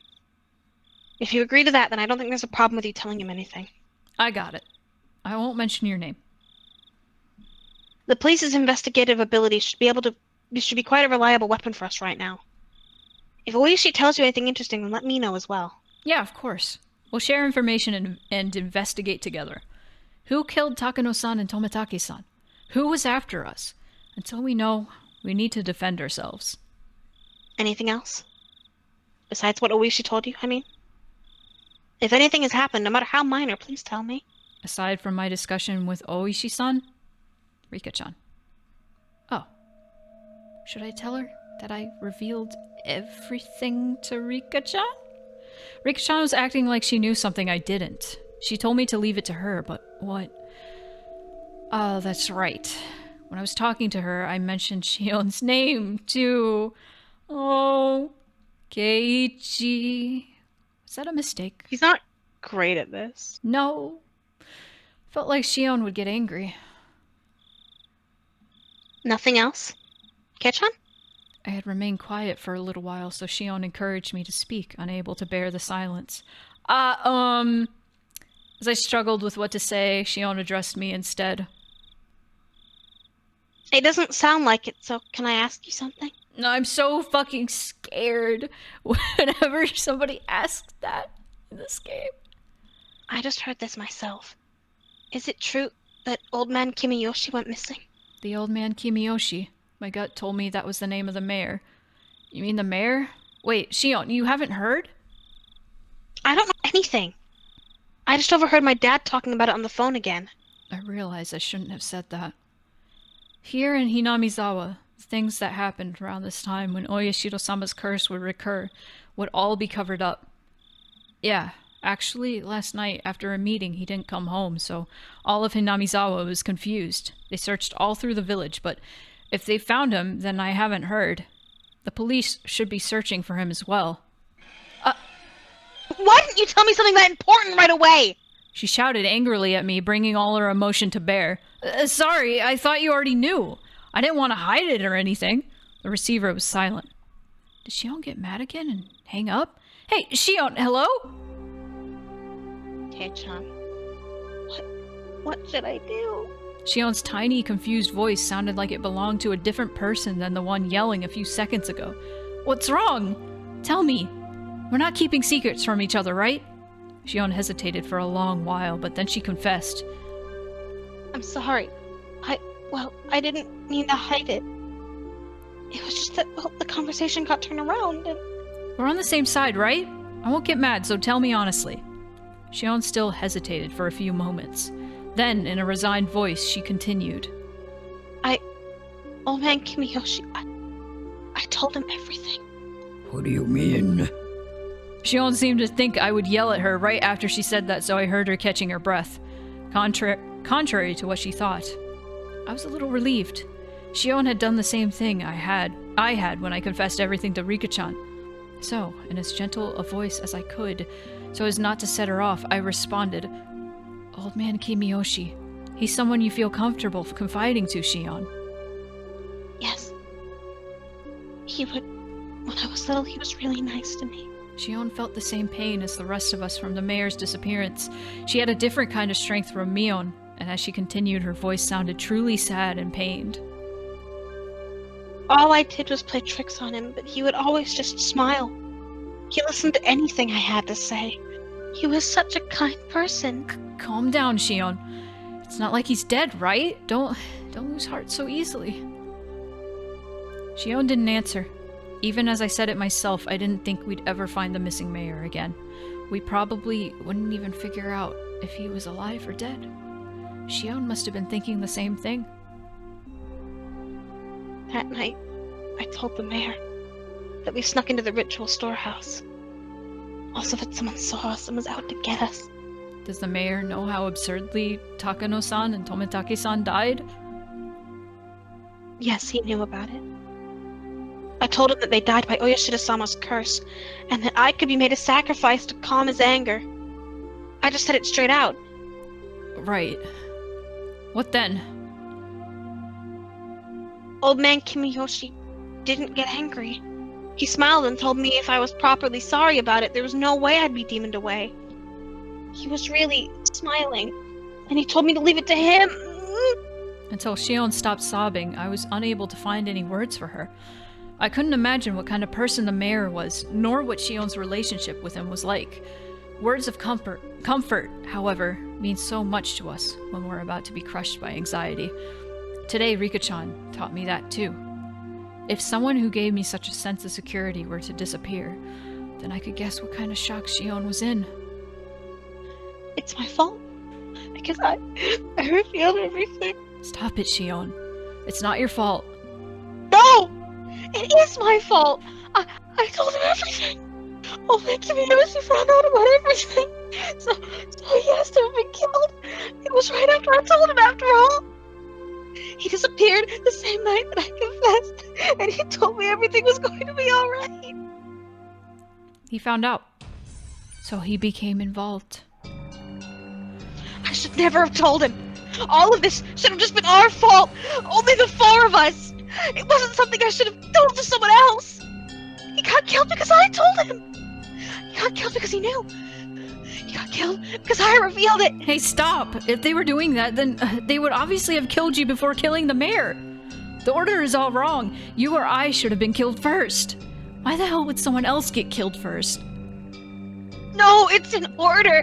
They must be planning to kill us last of all! What? They're not killing the first people who come to mind. They start by killing those we're close to, and then after they've caused us so much pain, they'll kill us. That must be what they're doing. I said calm down! Shion, you're in shock. You're panicking. The mayor's disappearance has nothing to do with you. It's unconnected. It's not related to Takano-san and Tomitake-san dying at all either. My words came out as a scream, as if I were shouting them at myself. No! It is connected. It just has to be. I told him, so he was killed. He got killed because he knew. I confessed it to him, so he got killed. She repeated the same thing as before, as though she were in a delirium, despite my trying to console the crazed Shion. For some reason, the shadow at my feet began to freeze. From that shadow, a cold arm reached out. So cold, it seemed like it would freeze even my heart just by touching me, and grabbed my ankle. The heat generated by my body, the arm was absorbing it. It was a horrible chill. A freezing cold, numbingly frigid. It was an inviolable chill of fear. Though I sympathize with Shion, I had been naive in thinking it was something only she had to worry about. In my head, Shion's eerie words repeated again and again. He was killed because I told him. He was killed because he found out. I confessed everything. So he was killed. Those words echoed through my head like a monotone mantra, and finally, those even repetitions took on meaning. The quiet shaking that had already overtaken me turned into a violent shiver that shot up my spine. Yeah, buddy. That's what I was about to say. Rika-chan! It's Rika-chan. What? What did you say just now? Well, the truth is, I told her about it. I told Rika-chan. Today. Rika-chan? You mean Rika-chana? The one from the Furude shrine? Yes, Rika-chan. I felt so scared and uneasy that I did it. I told Rika-chan. And what did she say? The cat is worrying too much. I'll do something about it for sure. That's what Rika-chan said, and then she smiled. She smiled just like the missing mayor had when he encouraged Shion. I'm sorry, Shion. I'm worried about Rika-chan. Right. If you're that concerned, then don't worry about me. Please go find out whether she's safe. Yeah, I'll do that. I'll call you again tomorrow at the same time. When I do, you'll know I'm still alright. I got it. I'll be waiting. Okay, bye. Sorry, I'm hanging up. I put down the receiver without waiting for Shion to say goodbye. The danger to Shion and myself was secondary at this point. My sixth sense was blaring alarms in my head. I don't like this feeling. It's really bad. It's definitely bad. Damn it. Please be safe. Rika-chan. End of chapter? That'd be a good place to stop. Oh! My baby. It's fine. My baby! Probably it's fine. No! It's not! It's fine, it's fine, it's fine. We can start with the tips next stream, probably. I think that's a good idea. I think that's a good idea. Oh, Cal's acting. You think so? Cal's acting was really good. I was like, oh man. There were a few times when, like, at least when, like, Keiichi, like, when I got, like, angry with Shion, when he got angry with Shion, and I was getting into it, I was like, oh god, I hope nobody thinks I'm, like, arguing, like, for real with somebody or yelling at someone for real, and, like, the whole... I have no qualms about that. If someone is having a panic attack in dialogue, I will put my whole pussy into it. No, like, I was getting into it. Then I was like, if anybody gets concerned, it's fine. There was one time, my friend who was doing a voice thing for me, had to do, like, a scream. And, she put her whole pussy into that. And she was, like, living with me at the time. And she was, like, upstairs in her room recording. And so she did this, like, blood-curdling, like, whoa, like, scream. And then the dog that was living with us got so fucking concerned, she, like, ran upstairs and was, like, barking. Sweet puppy. Oh, it was really funny. And then, like, she just comes out of her room and starts cackling. She's like, oh my god. Higurashi when they cheer ho, Omeo. Thank you so much for the bits. I appreciate that. Haha, if you wanna keep complimenting my voice acting, go ahead. I like doing I want to do more visual novel stuff, honestly, just because I like reading a lot. I want to Reading is fun. Yeah, I want to eventually do a creepypasta stream and just read. That'd be cool. Yeah, just read creepypasta. Are you gonna read good creepypastas though, or is it gonna be like Jeff the Killer killed? I don't know. I haven't decided. I like. I gotta find good creepypasta. Jeff the Killer when he kills someone. I raided Lucky Bun the other day, and they were doing a fundraiser while reading creepy stories by a fire. And by creepy stories, I mean Sonic.exe and shit. I see. And it was really funny. There was a Sonic.exe like fan fiction thing they were reading, and they were like reading this part where it was like there were marks on their body 1, 2, 3, 4, 5, and 6, and they were like, I hate to criticize this person's writing, but I think what they should have done was 1, 2, 3, and Knuckles. And I was like losing my shit. I was like, man, I want to do this shit. Like, this would be so fucking funny. Before we go. Yeah. Before we go. Yeah. Tell me what you think about all of this. What specifically? The stuff about Kimiyoshi's disappearance, Shion's phone calls, Neon's behavior, Rika's behavior. Because I want to point out, last chapter we had Neon and Rena coming after our ass vehemently. Yeah. This chapter, Rena's fine. She's chilling. Rena's just chilling, just straight chilling. She's like, how I eat my funny daikon vegetable. Yeah, no, it's like really strange that Rena like has not seemed to be a threat at all. Mion definitely feels like a threat, especially learning that she's like a Yakuza kid. That's fucked up. Throws bricks at people's knees at 11. She's Yakuza. Like I knew that. Like learning about the Sonozaki like family having influence, I was like, Yakuza. Why are you all honking? Stop it. Chill out. All right. Okay. Yeah, people are honking outside.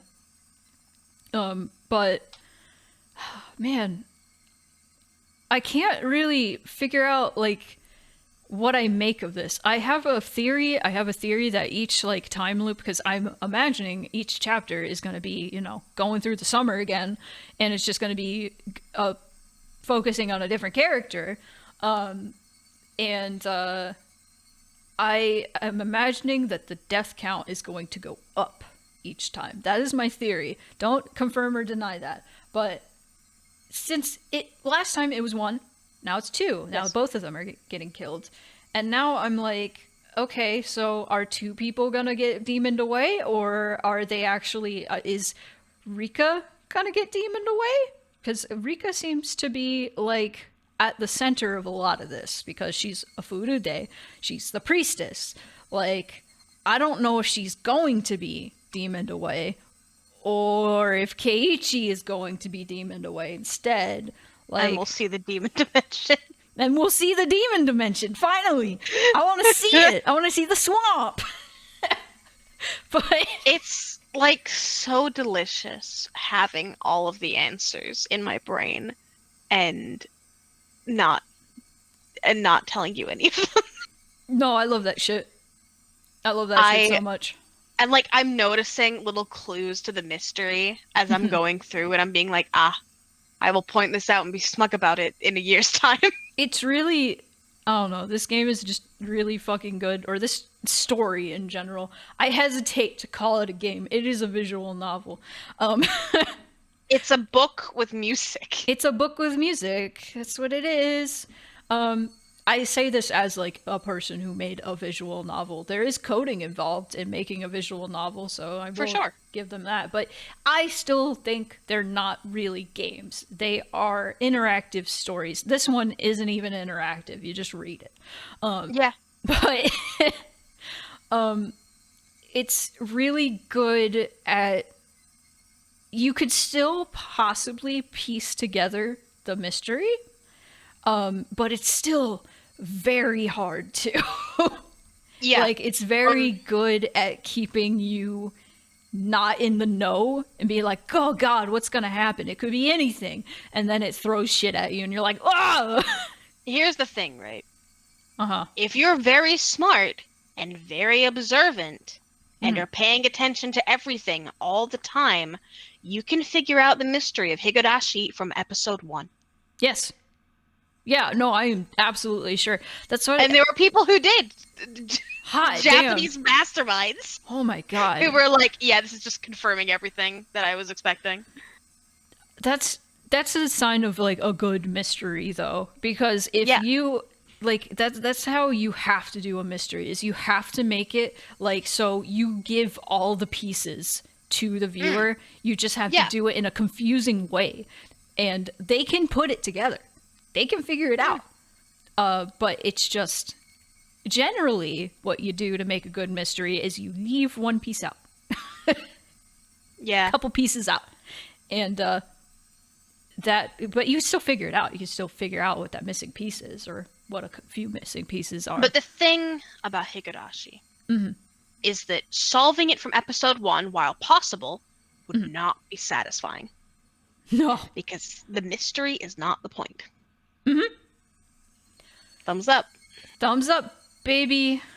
All right, I'm gonna switch to end screen. Yeah. After I save. Thank you for joining us, everybody. Yeah. No, this has been good. I honestly wanted to go longer, but I'm like, I'm fucking starving, man. I want to eat. I have to get to roleplay replies. Oh. So, I see. I run Warrior Cats roleplays because I'm sad. I'm sad that I missed the clips, but I'm happy that it's still nice out. I was just so fucking confused, like, why is it so dark? Is it about to rain? What the fuck? No. No. Merely the sun has hidden. The sun is hidden and it's not gonna happen again for another 50-something years. Pissed. Nah, I'll be it's dead fine. by then. I would be dead. That's won't- not true. I might Hopefully. be. I might be dead. Who knows? In 50 years? Maybe. I hope not. Let's hope not. Hope not. I won't be. I won't be. Nope. I'll live forever. Hang on. How long has... I'm gonna raid Blem. I haven't raided Blem in quite a bit. So I'm gonna raid Blem. And Blem was here earlier. And Blem was here last night as I was slandering Kingdom Hearts, and they were mad at me. Good. Like, how fucking dare you? And I was like, listen, I will make fun of Kingdom Hearts all I want. I used to be in that fandom. Yep, and the games aren't good. So, yeah. There's good parts of them. It's just the concept No. itself is like fucking bonkers. I hate it. Alright, Dumb. let's go watch Blem play Leg of Leg. Good night. Yeah. Good night.